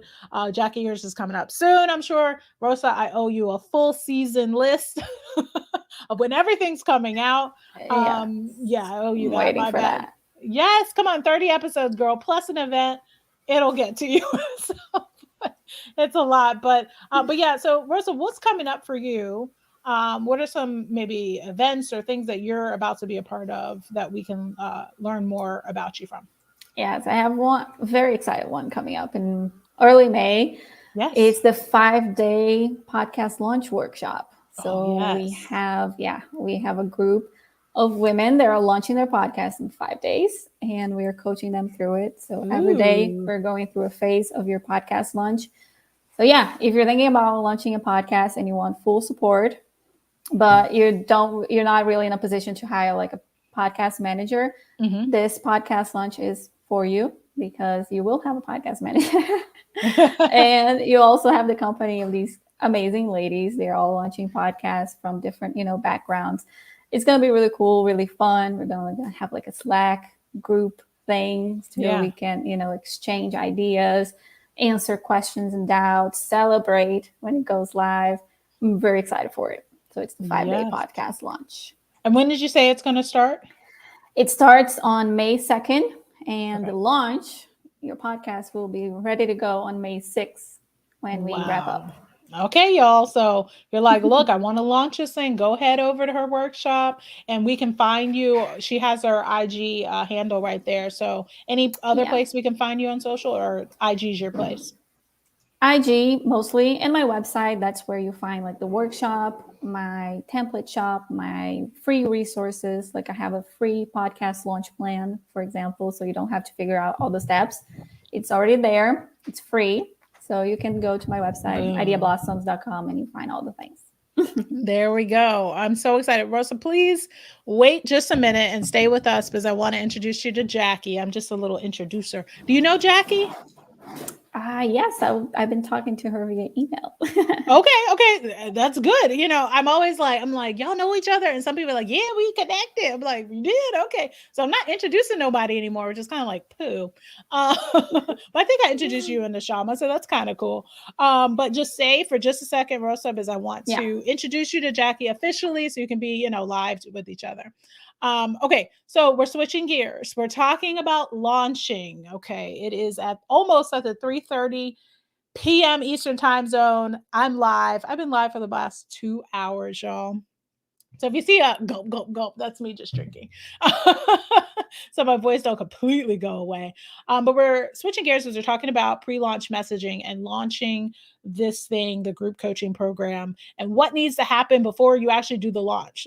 There's something to do, and Jackie's going to talk with us about doing that. But before we talk to Jackie, I want to make sure that we learn a little bit more about her. Hold on. Our next guest is a conversion copywriter and strategist for multiple six-figure online course creators. Her mission? Helping purpose-driven entrepreneurs grow online businesses through sales copy that empowers and wins the heart of perfect fit customers. She tells us her beautiful philosophy about business in this clip from the podcast. Business can be really, really healing when you prioritize your own needs. Here to share her business strategy for a pre-launch runway for your group coaching program. Please welcome to Fempreneur Coach Connection Live, Jackie Sunga. Yes, Jackie. Okay, I love that intro. That was so nice. Yeah, isn't it cute? Everyone's loved it so far. So thank you, everybody, for loving these little intros. I saw it on your stories, and I was like, "Oh, Nicole, you're doing." But everyone's like, is she actually going to do it for me? Like, I'm like, yes, I'm going to do it for you. I'm going to do it for you. Y'all will receive these little things. So if you want to paste it in places on your social, any place you want to place it, you can. Oh my God, I love like, it. I love and it. before you do any other event, you'd be like, do you guys do a, introduction of me with all my pictures and me being cute? And if they don't, then it ain't worth it. Oh, no. I'm just saying it ain't worth it. Okay, so I'm going to bring Rosa back because we're talking about launching. And Rosa, Jackie, Rosa. We're talking, so we're talking about, with Rosa, we're talking about podcasting and, how we can use podcasting to enroll clients and such. Jackie, there's a question for you. How do we use podcasts in a pre-launch atmosphere? Maybe this is too much of an answer, but hey, I made the connection. Ooh, that's such a good question. Right? So I was listening to a lot of what Rosa, you were saying before. I was watching the interview too, and I really loved how you were talking about storytelling, because what I found that has been really, really impactful for a lot of my clients. One of them actually does have several of them have podcasts, but I remember one moment in particular where one of my clients was using a very powerful personal story to resonate with her audience. And when you really find like the right stories that are meant to shift these like beliefs that your listeners have about themselves, like if it's just this, like if it takes them their identity to this next level of just, and by that I mean like where they see themselves as like they see a better version of themselves, and they see this not only like possibility, but like it is actually, it's more than possible for them to actually step into that identity that they see in you. One of my clients, for example, like we were using a lot of pre-launch content to drive traffic to her webinar sign-up page, and it had a really, really high, probably one of the highest opt-in rates that I had, and we had really spent a lot of time thinking about like what are the different stories that she has never really shared before, but that are like really meant to help her audience feel so much more connected to her, but also like, again, see how like she is an expert in what she does, but like she is also so much more relatable, and she really empathizes with their struggles with what they're going through right now. This is a parent coach client of mine, and just like when you're able to dissect like what are the emotions that I want my ideal customer to be feeling, and not be disconnected from those two, but just very like what are they feeling early on in that customer journey, and do you have stories yourself that relate on an emotional level, and then can you tell those stories earlier on so that you're not introducing your product right away, but you're really, really connecting on that emotional level based on common stories that you have, or like stories that have a similar emotional thread. Does that make sense? Yeah, it does. Yeah. It makes sense. Absolutely. And I was going to ask Rosa, like, your workshop is, you're calling it a workshop, right? It's a workshop. Mhm. The workshop is happening May 2nd. What sort of pre-launching are we doing? What's your, hey, Jackie, get in there and help her. What are we doing to get people to your workshop? Oh, the pre-launch already happened actually. Okay, so so you The already have pre-launch your and the launch already okay. happened. Oh, okay. So Yeah. then what'd you do? Hey. Oh, we did all the things. It was actually a partnership with a leadership and visibility coach. So she had a lot of insight, of course, to share all about like pre-launching and launching. It was actually really fun because we did it together. It was Uh-huh. really, really fun. So Yeah. we built up a lot of buzz, I would say, on Instagram first. So we were sharing like all these sneak peeks and, a little behind the scenes, look like who I'm partnering with for this upcoming offer. So yeah, we did a lot of build up on Instagram, and then we finally launched for 2 weeks. I would say, Oh, yeah, okay. 2 weeks. Heavily promoting like every day on Instagram, every day, not every day, but every week on our email lists as well, because we both had email lists. So we were using all the tools that we had in our pockets. And she helped me a lot because I'm really focused on podcast launching. But when it comes to like an offer launching, things are different. And I didn't really have a lot of background in that. And she really helped me through that, like that pre-launch phase and the launch phase itself. So I learned a lot. Awesome. So, definitely, if you're interested in getting in her next workshop, because it sounds like it's closed, like she's like, you can't get in that one. But if you're interested in getting her next one, make sure you get on Rosa's email list or in her sphere, so you could be a Yeah. part of that. Just But yeah, DM me. DM me and I can squeeze you in. get in if her you want it. DMs. I love it. Okay. So thank you, Rosa, so much for going over how to launch our podcast. I think it was a mouthful that people will love to digest, and they're gonna rewatch this because there's a lot of gems in there. So thank you so much for being a part of this. Oh, thank you. Thank you for this opportunity. Thank you for holding this amazing space. I really loved it. Oh, thank you. All right. I will talk with you soon, I'm sure. All right. Yes. Okay, Jackie. Hi. Oh my gosh. Hi. I loved listening to Rose's expertise. I used to have Right. a podcast like years and years and years ago in a different niche, but like I'm Mhm. like, oh, like you do such a great job. I think I might like reach out to you in the next like year. I'm not ready to do it anytime soon, but like knowing now that there is such a just listening to so much of what she said, I'm just like, these are the systems and that I need. I love it. So Yeah. And it's funny because, I came to her with just like I don't know what I'm doing. Here's 30 episodes. Do it. And again, people come to her with absolutely no episodes and no idea what, exactly they know in their heart, this is what they want to do. But, she definitely kind of put it together and was like, okay, there you go. But yeah, so I'm really grateful to her. But we're switching gears because Jackie is here to talk to us about that pre-launch space. And I'm excited to talk about this because when it comes to group coaching, it there's kind of two ways where they do like an enrollment event, an enrollment something, and then enroll, or a ongoing basis sort of. I guess those are the only two that I can think of right now.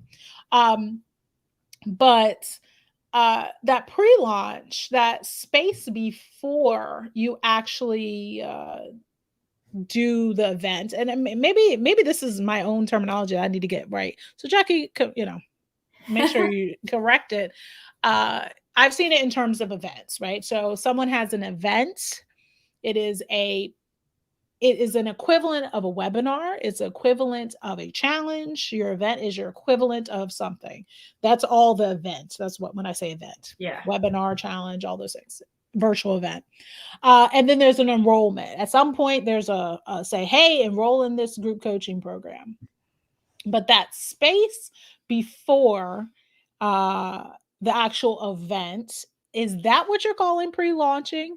That space before? Or are you calling something Yes. before Yeah. that space Yeah. pre-launching? So for me, it's not necessarily like we have to have another like pre-event before like the main live conversion event, like the free challenge or the free workshop or a one-time live webinar.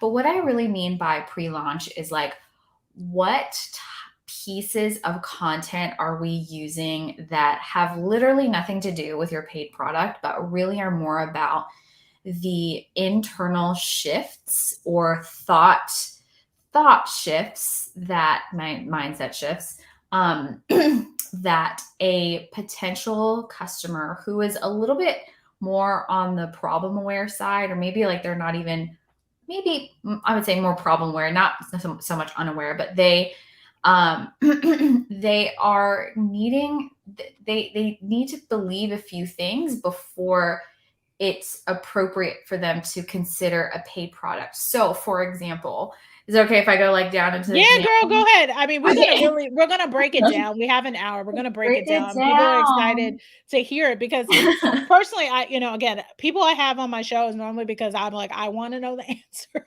For sure. So if I start, I'd be like, so give me why, when, how, So break it down. I'm gonna give you so many examples. Yay.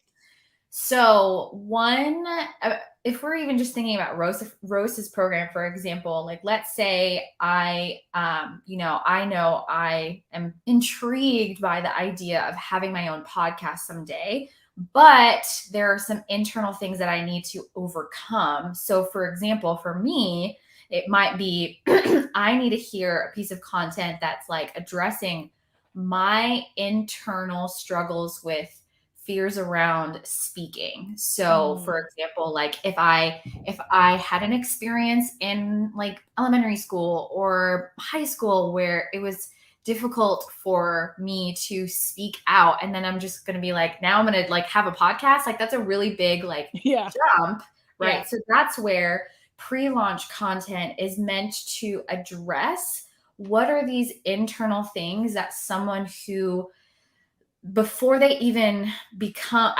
subscribe to the identity of being a podcaster, what are the other identities that they have to buy into before like that? Like, I'm a podcaster, right? Like the first one might be, if you just really, really, really reverse engineer and just go backwards all the way to the very first step in terms of their identity journey, it might be like, oh man, like I need to hear that it feels safe for me to speak my message, right? Or maybe it's like, maybe I need somebody to tell me that my ideas are really worth being heard, right? Or maybe it's like, I need to have pre-launch content that coaches me how to think about my own internal like struggles. Because some people, like, they're not even aware of those things, right? But like, if you have pre-launch content that's like making them aware of like, what are those things? And then coaching them or teaching them to coach themselves through it, right? Because there's so many of these internal things that a buyer or potential buyer, right, needs to have or feel secure about themselves. And not to say that like just a piece of content is going to resonate with that, but you'll be surprised by how like strongly like someone's story, right, a founder's story of overcoming their own internal struggles is going to be exactly what someone needs to hear and be like, I thought I was the only one struggling with that. Right. I felt so alone. And I thought that you were just this expert who, you had all of this success and I was the only one who was having all of these struggles, but I'm actually I'm going to spend more time listening to you because you hear my heart and I really understand. And I feel that you empathize with me. Right. So it's So, hold on. Let me step back because your example is perfect example of kind of where do you want to start in the journey with them. Does that make sense? So if I'm somebody who, I'm Rosa, we're going to say I'm you. If I'm you and I want to do a workshop with people where by the end they're going to launch, it's going to be out there. Perhaps my launch messaging or my pre-launch messaging would not include anybody who is not confident in their ability to do speaking or something like that, right? So you can start at any level of the customer journey in your pre-launch, or what do you think about that? That's a great question. So the more aware of their own problems that they are, the easier it is that it's going to be. The less aware of their own internal struggles that, or not even internal struggles, but like the less aware that they are of, say, for example, and just going back to the podcast example, if someone isn't even aware that like they want to do a podcast someday, but like for me, for example, like I used to have one and I didn't want to do it anymore because it was a different niche. But now I'm just like listening to Rosa. I'm like, okay, what are these other things that are like going to push me over not push me over the edge, but just like that I, as someone who is a little bit more aware of the topic that she's teaching about, and like who has more awareness around like podcasting is on my radar because it's a great like lead gen source for the business, etc. You know what I mean?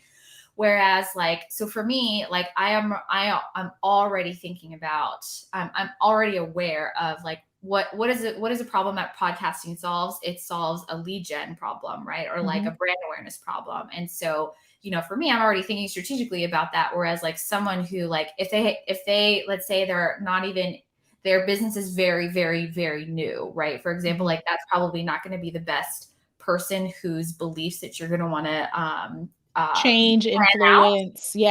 Exactly. Or yes. So in that end, it's like, you got to ask yourself, how sophisticated is my person on like, what do they already know right now about my topic even? And so what, like, really, it has to start there in terms of like assessing, what do they believe now? What are some of the things that they what have they already thought? Have they already had like a lot of experience in this? Or maybe not so much a lot of experience, but like, I mean, for me, again, they've been exposed to it. They've already been exposed to podcasting industry. Maybe they've taken a course before, maybe but they have. but never really pulled the trigger. I mean, we were talking about with Neshama, our very first guest today for the pre-party, about only attracting people who are self-confident that they can get a result from what it is you do. So I don't want to, at least we're going back to Rosa's example, but in that pre-launch messaging, I'm guessing what you're saying is you don't want to attract people in that pre-launch messaging for people who don't think it's possible.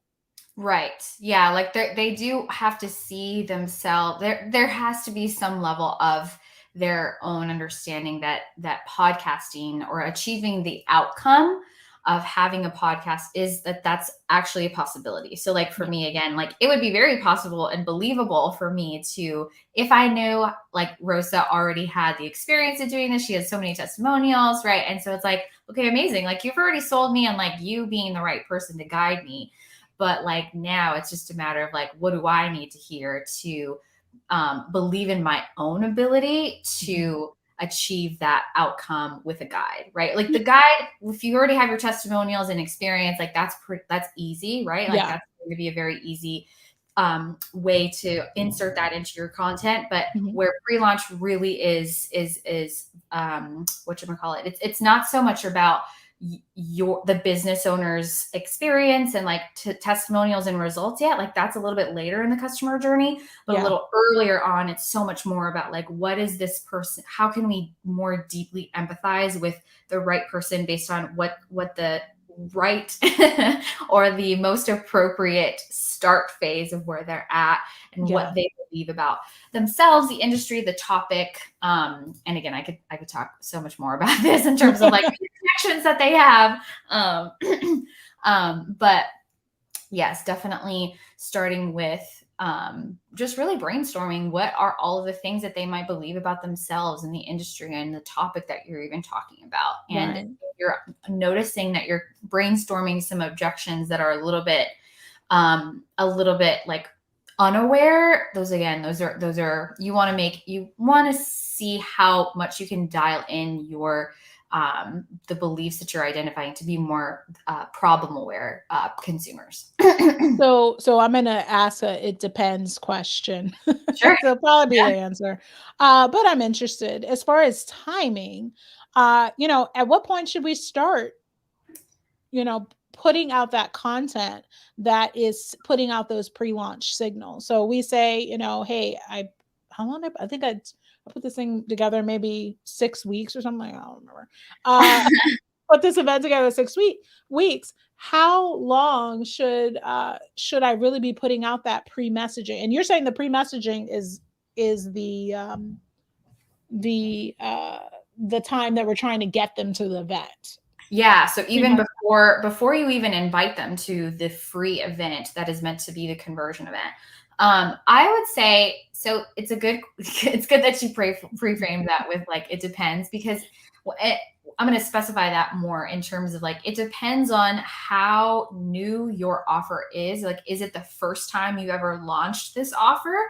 Because that's going to be a very different pre-launch runway than someone who already, like, several people in the industry already know that you have that offer. It's very established. You have a lot of testimonials, right? So if it's a brand new offer, I would say it's going to feel very good for you to start your pre-launch messaging 3 months before open cart.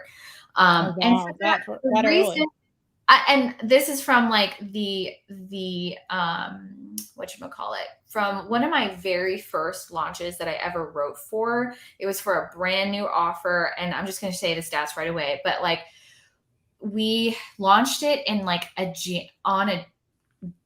was after Christmas. Yeah. After Christmas, like early January. And we were all like, oh, like, we don't know, like, people are going to be busy. But like, because we had actually started pre-launch messaging in like October, everybody was like, so we had 66 students out of like a less than 600 person email list, because there was so much of this anticipation that we built up, but also like, again, the timing for that new offer. And she also had a very engaged audience as well. So that's a huge part of it as well. The level of conversations that you are having. But anyways, so I would say it really does depend. Is it a high ticket offer? Is it like a few $100s? Is it over $3,000-$4,000? So I would say 3 months. If you give yourself even more time to put yourself in front of new faces so they can warm up to you, because I mean, pre-launch messaging is like, we like to think of it as linear, but honestly, it's not as linear as we like to think, because like, someone who is like really, really, really, really problem aware might be like ready to make the decision as soon as like your thing comes out, because they're like, this is exactly what I've been needing forever. Yeah. You know what I mean? Yeah. Whereas like, if someone in their own journey has just, they themselves haven't gone through as many like belief shifts, even though your content has already like published, that doesn't mean that they've consumed all of that content. Right. And most of the time they don't consume that content, that content quickly, or all that content. I had a question for you, because, for somebody like me who can push out an event in about 6 weeks or so, what does that look like? Because some people, they're like, look, I do a offer every quarter. So I don't necessarily have 3 months to do that pre-messaging, because I just finished my last offer now, or the last enrollment. Now I'm going to the next one. What kind of things are you looking at for a shorter pre-messaging time? Yeah, that's a good question. So yeah, for sure. If you have, so it depends on how many like offers that you even have in your offer suite, right? So a lot of, I work with clients who have, they have one of them, for example, she has a membership and she has a group program. So once they're good, well in the membership, she retains them, invites them to the higher ticket group coaching program. Another client has like only one group coaching program, and that's launched twice a year. So it really depends on like, first of all, what is your offer suite? What are the different things that you are marketing? And then, I'm very aware that a lot of people are struggling with like launch exhaustion. And personally for me, like I do a lot of launch strategy and like writing for our clients, but for me personally, all of my stuff is like open all the time. So my own business is like, it's the applications are always enrolling, or like we're always taking those applications. So if you have, it depends on the business model. So if you do have a shorter amount of time and you're like, okay, in this quarter, I have this, or, you know, you decide, from annual planning, for example, that you're like, okay, we're gonna launch one new thing a quarter, or we're not necessarily one new thing a quarter, but we're gonna have 4 main events every quarter. Then I would say, like, if your audience is definitely like they really know that already, this isn't, They're primed for it. right. This ain't the first rodeo, right? They're like, I've been expecting this. Cool. Like, I'm really excited for this to happen again and again and again. So then it's like, the more times that you even do something, launching is a skill. So it's like, the more that your internal team also just has the skills to do things faster. So then it's like, okay, cool. Like, we know that our time to spend on even planning it is like a 2-week sprint or a 3-week sprint, right? And you just get that really focused amount of time to get everything that you need to get done. When it comes to the launch workflow, it's often like, let's get all the copy written, and then let's get all of the like design and the tech done. And then it's all ready to go and be tested. I mean, at that same time, it's just like, once when I'm finding that an offer has already been validated, a lot of that messaging can be, you're not creating brand new. Yeah. Content. You're not reinventing the wheel, You're not essentially. reinventing the wheel at all. You're Yeah. just, you can find new ways to say the same thing. That's where that might And that's be. what most people are doing, right? Like, you're not putting, quite frankly, people are doing the, maybe live launching, and they're just pretty much putting the same video out there. I've definitely seen, when it comes back again, and I'm like, oh yeah, I remember that. And I was like, that's the same video. It may be live. It may be a live video, but they literally just get on live and say the same things. I mean, Exactly, you know what I mean? Exactly. Yeah. But there's no also, shame in doing that either. there is no shame in doing that, but I think a lot of it also is about putting new people in the funnel as well, For sure. right? Lead generation is super important if you're going to shorten that pre-launch time period. Wouldn't you say? Oh, absolutely. That's definitely where it's like, and this is more so like, if a business is ready to be, utilizing things like JV partnerships, and you, need to do that work, that preliminary research on like that person's audience, even in terms of like, okay, assessing what do these people know about this industry, or what is their relationship to the problem that I am currently solving, right? And like, how much exposure, because if we're so in our own industry, it's sometimes very hard to get out of the bottle and remember what it's like for a customer. And that's why, like, as a copywriter, like, I love doing the research phase, because it really just, it takes you out of your own thinking and your own expertise. And it's like, oh man, like, I was really off with this. And I'm like, I need to spend more time listening to my customers here. And so it's like, that's honestly one of the most important things to me, as far as like, are we listening to the customers based on like what they're saying? And where they are, whatever audience that you're marketing to, it's like, what do they think and believe right now? I've definitely fallen into the trap of like getting into like my expert speak. And that has, that like takes people, that for people who are a little bit earlier on in their online business journey, it feels overwhelming. And it's like, I would never want to be overwhelming to people. Well, so that it's like, knowing that. I think that's actually a really good point for us to make, is Sure. that pre-launch messaging is going back to elementary school or kindergarten. Does that make sense? Like, we're going back to elementary school. We're not showing our college degree. Yeah. Maybe that's the wrong analogy, but when you just said it, I was like, that's true. We're acting and talking in our pre-launch messaging, just hit me, as if we're in college. And the people who are listening are like, I don't understand this physics thing. And they're tuning out. If you're messaging in that pre-launch phase messaging should be, I don't want to say kindergarten, but should go back to the basics of the topic or the basics that you need people to know in order to be ready for Oh your my event, your webinar, your whatever the case may be. And Is that right? if you want to know, yes, I love this point. I'm really glad that you highlighted that, because for the creator, for the expert, you might feel, I think an indicator of, that you're doing your pre-launch content correctly is if you're like, oh my God, that is so boring. Like, that is so boring to talk about, but you're just like, that someone else is like, this is so it's new. perfect.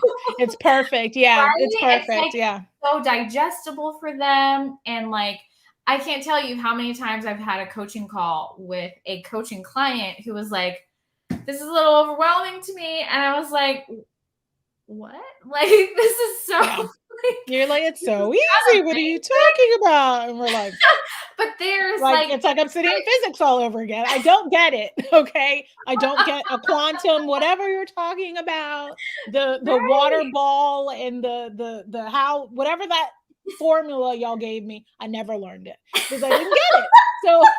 So that's what I'm saying, that they really, things that you think are boring. And, and I guess I'm using Rosa's example where she may think something like, planning podcasting is boring. Well, I don't think she thinks it's boring, but if she, how to edit your video or edit your audio, that may be boring to her. I don't know. Rosa, let me know if that's boring to you, but I'm sure it's not.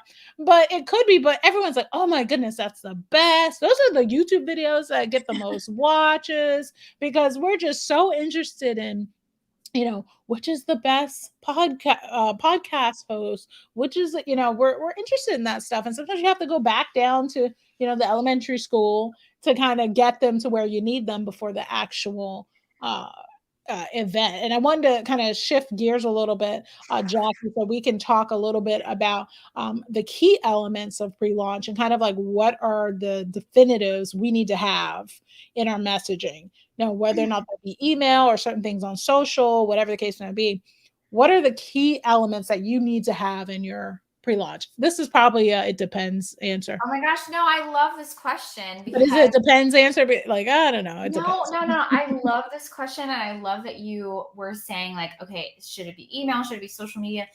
Honestly, I don't really focus so much on the platform. So like your email, your social media, or like which social media platform. I really like to think first about the message in isolation as if you were like talking to a group of people in person and you knew that like those people in person, like what are they really feeling what are they really feeling? And I know it's like really hard because we've all been like quarantining and working from home and it's hard to really envision that. But like, if you can have the experience of every single time I talk to a customer or we're doing customer interviews for our clients, I every single time there's a one-on-one conversation, it just like brings me back to like, okay, wow, like I really need to attune myself to these people's feelings. And so for me, before we even like think about like, okay, TikTok, Instagram, how many posts, etc., how many emails we sent, like my head hurts. It's like, yeah, the and repurposing and all of this stuff.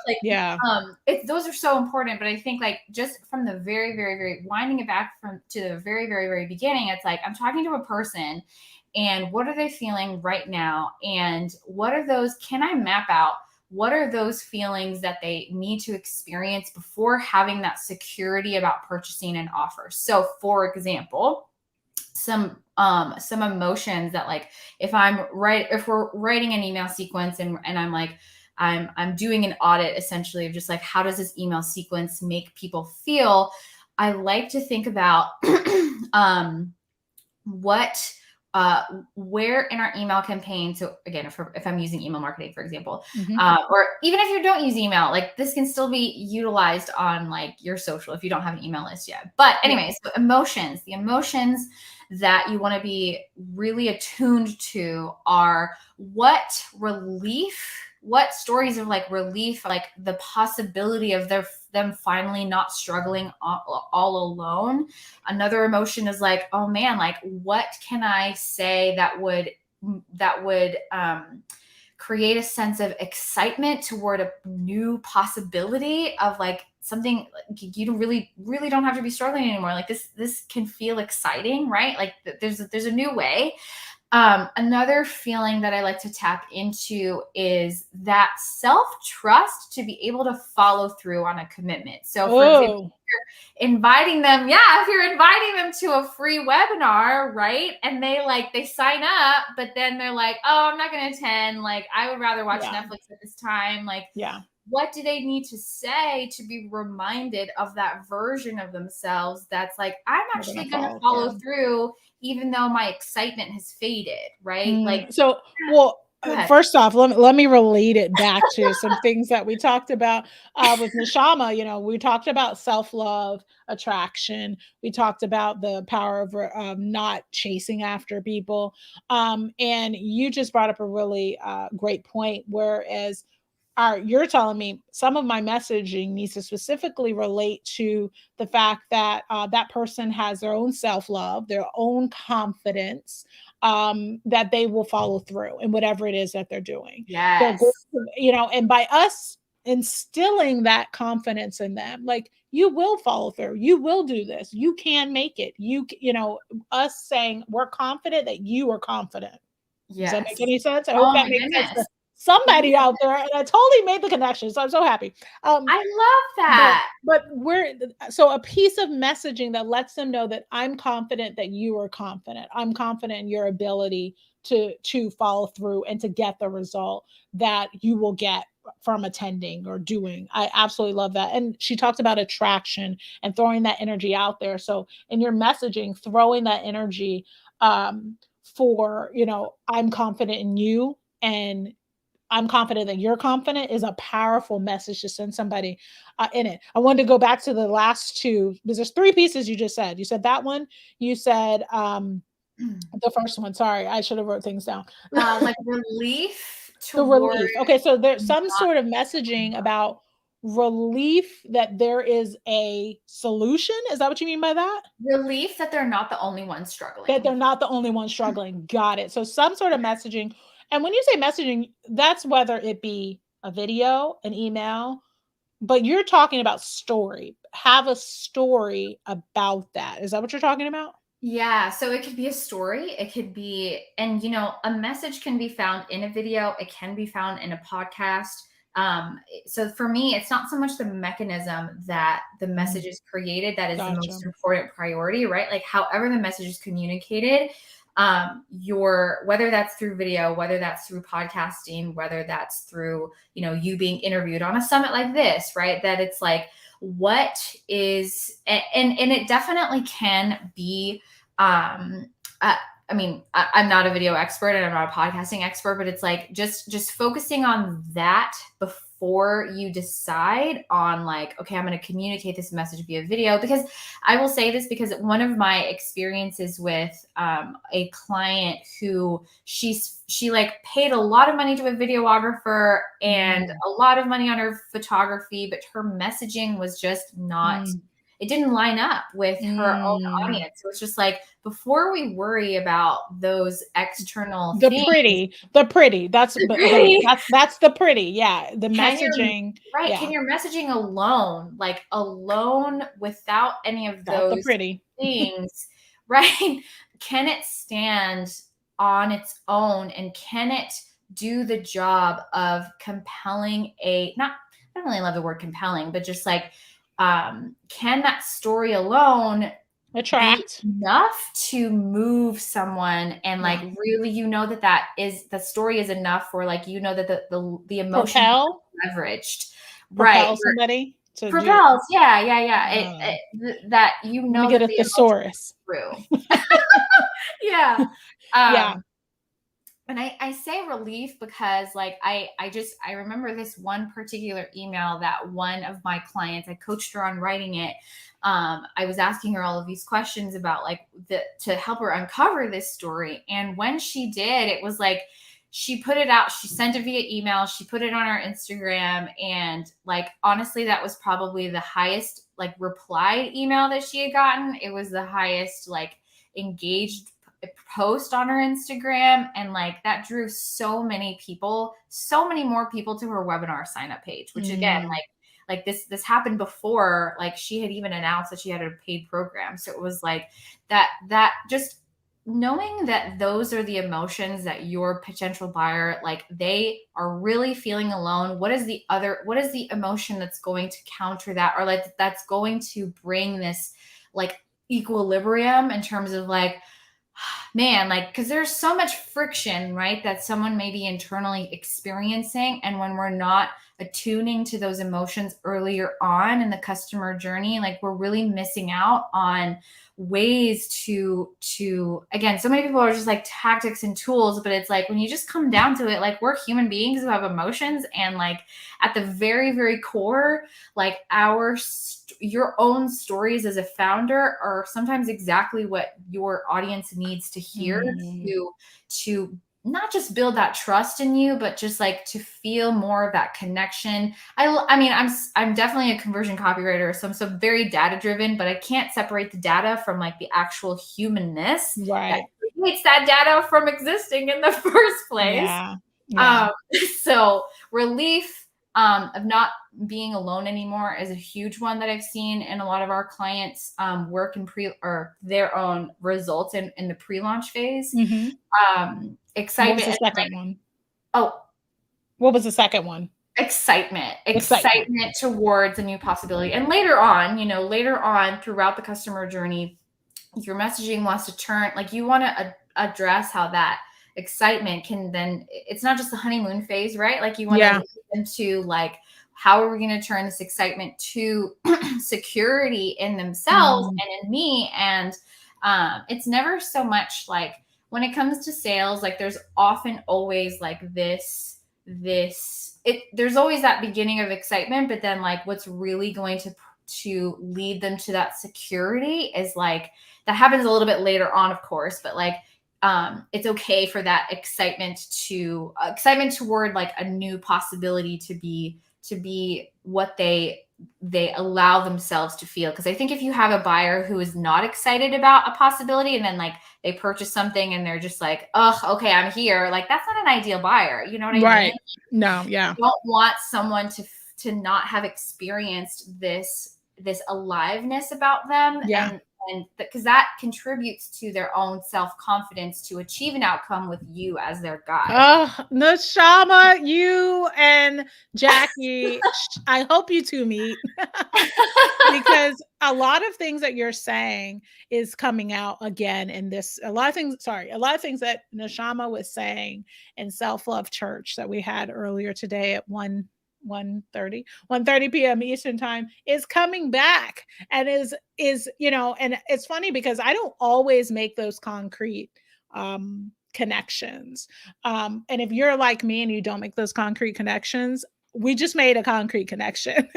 How self-love, self-confidence, and also attracting people who have self-love and self-confidence goes into your copy, and how your messaging, pre-launch messaging in this case, is super important to attract those people, right? Yeah. To attract those people who know they can get a result from whatever it is. So you guys, you just had three, like I put four, my bad, three. You just got three major key messaging pieces that you need to have in your pre-launch messaging. Any more that you want to come, maybe one more that you know of? Messaging pieces? That's such a great question. So we talked about like relief that they are actually not alone in their struggles anymore. That this is a good one. Okay. That it is okay to let go of control.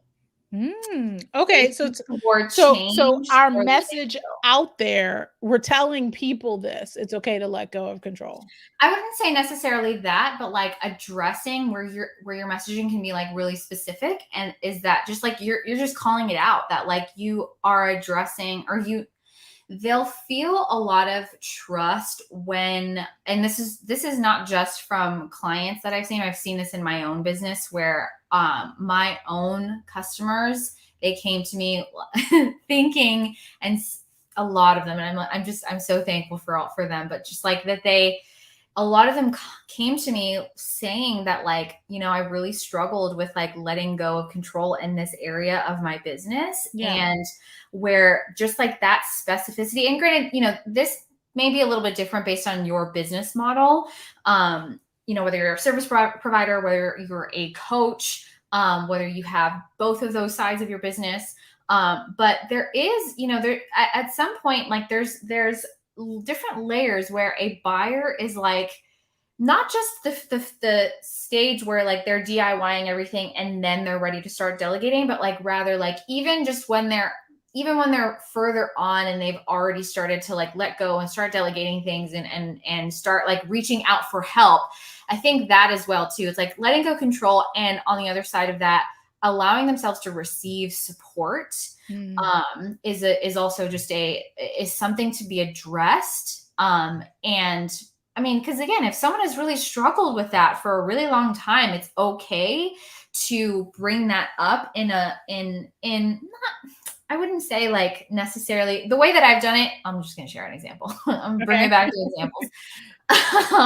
The way that I have done this, there's different ways to go about doing this, but you can definitely have it where you are, how did I do it? This one client of mine. Oh, I had a specific belief shift where I was sharing like what it is like when you are letting go of control, and then like what is actually happening once you do let go of control, and showing them that it's not actually as scary as they think that it's going to be. Because internally there's a lot of fear of like letting go of control. Like there's a lot of fear of receiving support and it going wrong because like people weren't there for them, you know, in their childhood or whatever. So then it's like, you know, so it's like, again, we're not gonna like, you know, be therapists. Well, yeah, I know, we ain't gonna heal that trauma. We're not gonna do that, right? Go get therapist.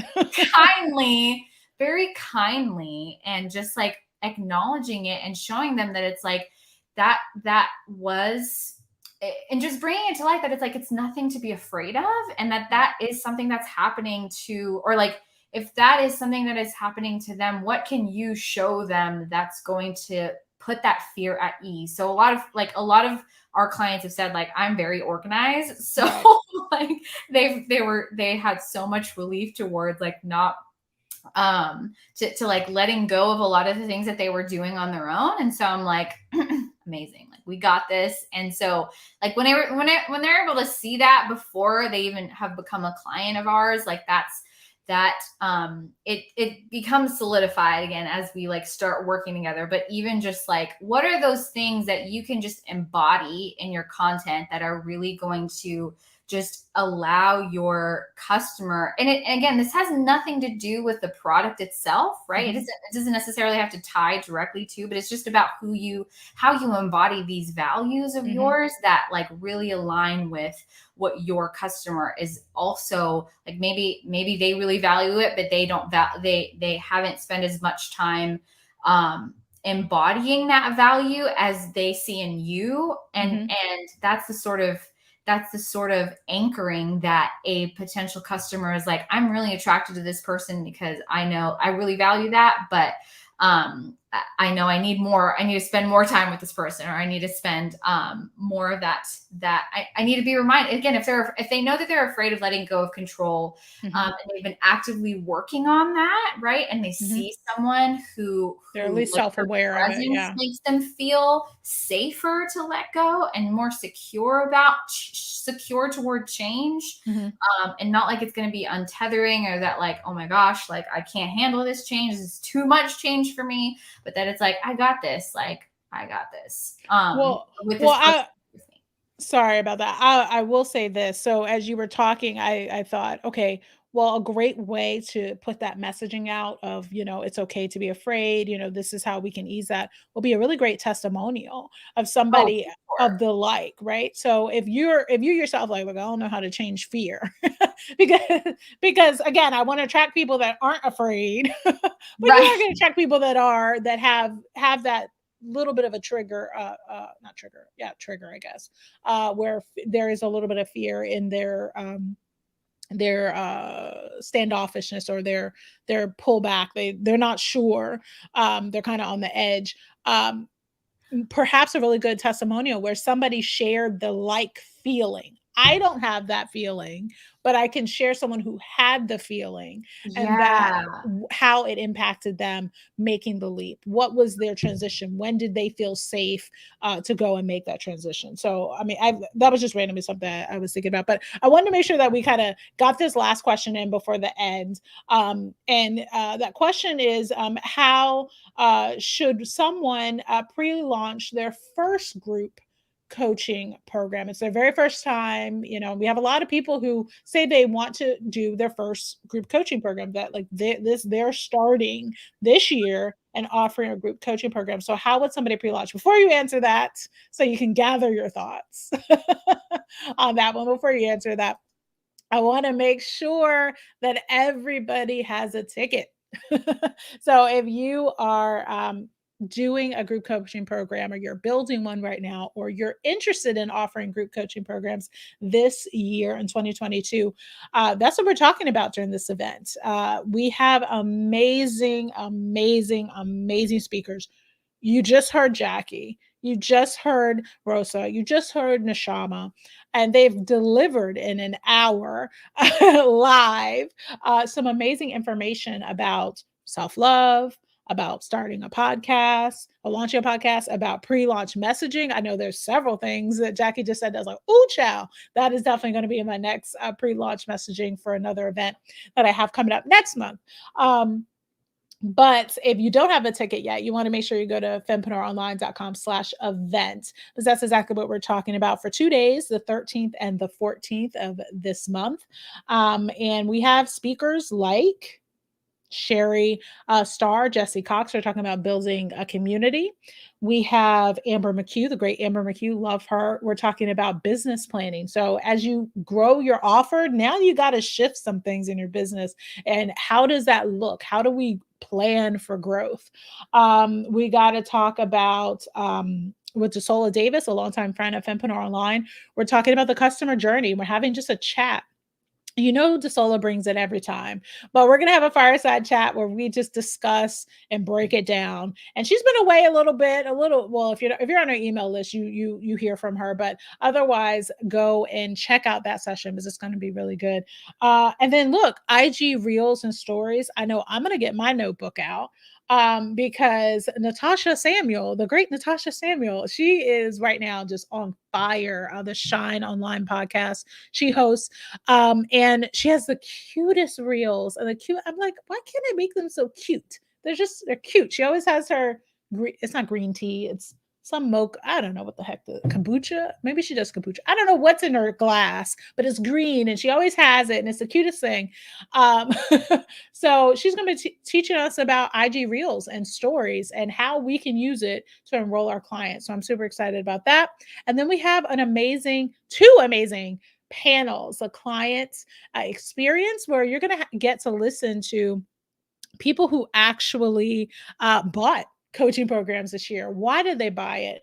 What attracted them, all those things. So I'm super excited for you to hear from that panel. And then our last panel at 3 p.m. Eastern on the 14th is going to be the Real Coaches of Online Business. It's going to be a spoof on the Real Housewives. We are dressing up fully in the housewives garb, so you may see a ball gown or two. It's a little outrageous, but it's going to be fun. They're bringing the petty and the shade, but in a nice way. No fighting, though. But these are 5 women who, quite frankly, are killing it in their group coaching programs.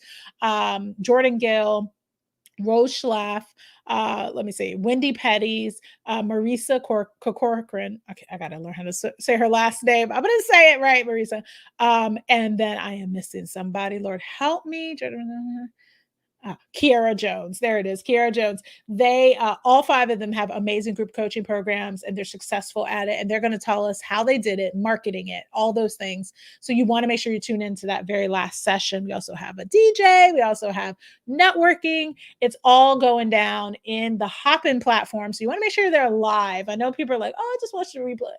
It's not fun on the replay. It's fun to watch these things live and get in the chat. It's open right now, so you can go into the reception area of the platform and have a little chat. Talk to me in the chat. There's other people in the chat right now, and you get to see our you subscribe to our podcast, you get to listen to our playlist, there's all sorts of things to do right now before the actual event starts on Wednesday. So I hope that you join us. Make sure that you get your ticket. So, okay, let's get back to it. Let's get back to it and make sure that we round out this thing by talking about, if I was launching my very first group coaching program and I am, I'm like, look, I need to do pre-messaging. We already talked about 3 types of things. What's your advice for someone right now who's starting the pre-launch phase for their first group coaching program? For the first time ever? Yes. Yes. I would definitely ask yourself how this is something that I don't really see a whole lot of people on Instagram talk about, but it's a really great question. How sophisticated is this audience in terms of like, how skeptical are they? So for example, if you are talking to a lot of people who have already purchased, let's say, again, just going back to Rosa, maybe not Rosa, because I can't. I'm not talking about Rosa. No. Yeah, because that wouldn't be as, so if she's already done it, right? So, but anyways, if you know that your audience is full of different types of service providers. Actually, one of my friends is launching a group program for the first time, and she is a designer, and she, wants to market to like teach brand strategy to other designers, and, asking her, like, really allowing yourself to have those one-on-one conversations to uncover, like, how are my customers, how skeptical are they towards these claims, or like how much have they been disappointed by other things in the past? Because that's where a lot of your pre-launch messaging is actually going to, once you know that about your customer, you can also have a lot more, they can feel a lot more trustworthy to you if you're already addressing the things that they've been disappointed by. So if, for example, if like someone has never worked with, or they've worked with several copywriters before, and they're like, I was really disappointed by like how this, or if they bought all of these programs that they thought they were going to teach them on their messaging, but they really didn't teach them how to do that. You have to show them earlier on, like, how is it that you are really thinking about solving their problem a lot more differently than the things that disappointed them in the past. Yeah. But if they haven't, if they haven't necessarily purchased all of these other things, then that's a whole nother problem, right? Or like that's a whole other different type of content piece that you want to think about. But if you know that your audience is skeptical, if you have a hypothesis that they are skeptical, find that out for sure. Like, really take the time to listen to them, and don't be afraid to have those one-on-one conversations. That's often where a lot of that magic happens, where when you really are listening to what your audience tells you that they're really struggling with, it takes you out of that expert speak. It really helps you bring back to like, okay, wait, like what is really going to serve them? What message is really going to serve them, as opposed to like me being really cool, showing off all the like fancy things that I know. Right. And so just really, really listening to their questions. And it comes down to, again, a very basic thing. A lot of people don't like one-on-one conversations to do that market research, but it's personally sometimes my favorite way, because it's like, it can be draining. I get it. It can be kind of draining to do that. But it's honestly like a game changer for a lot of my clients, in terms of like, I didn't know that that's what they needed to hear. And now I know what to say to them in a way that like they're really feeling a lot closer to me, because I took that time to do so. If you can do that, I really recommend that. But if you can't, I totally get it. There's lots of other ways to do market research. especially if you're short on time. But it's also a gift. It's also a gift. If you can squeeze some in to really listen to your ideal customer, that's kind of where a lot of just even product development and like understanding, wait, I didn't know that I thought I was going to structure it this way because my business coach told me that, but I'm like, your business coach isn't going to buy your program. That's for daggone sure, right? So anyways. That's awesome. Okay. I think honestly, you have given us a world of information that people honestly just need to re-listen to and get the nuggets out of it. So I really appreciate you coming down. Can you tell us what you have coming up? So we know a little bit about what you have coming up. Good question. So one of my own programs is actually launching in the summer. So I'm actually going to be doing my own pre-launch messaging right now because we're like 3 months before in the summer. So my program is actually coming out in July. So if you want to hear more about what even is that going to be about, it's going to be about messaging.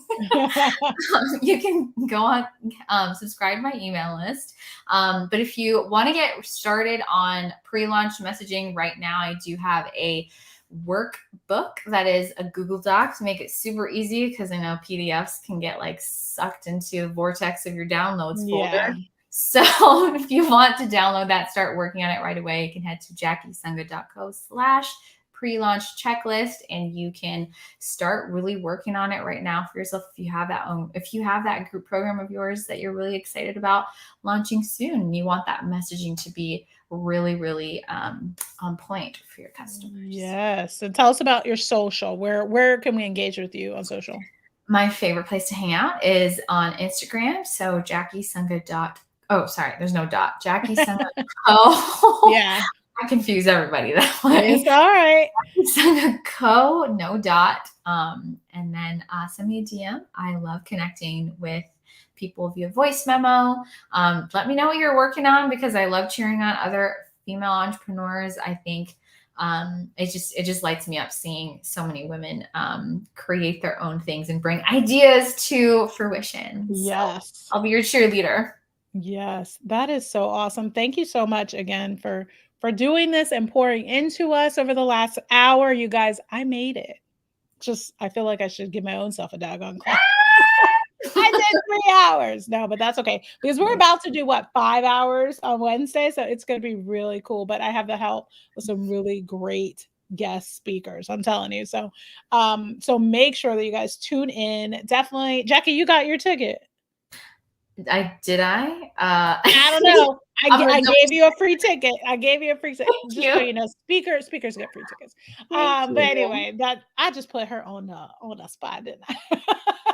But that's okay. That's okay, daggone it. But I'm so excited that we could definitely do this. I want to thank all my guests today, starting with Neshama and then going to Rosa and then go to Jackie. My voice is still here. Yay. Thank you so much for joining me today in this pre-party session. Again, make sure that you guys have your ticket. And if you do have your ticket, it's open right now. Go into the reception area of the Hopin platform. Get in there, look around. You can rewatch this pre-party session if you didn't already.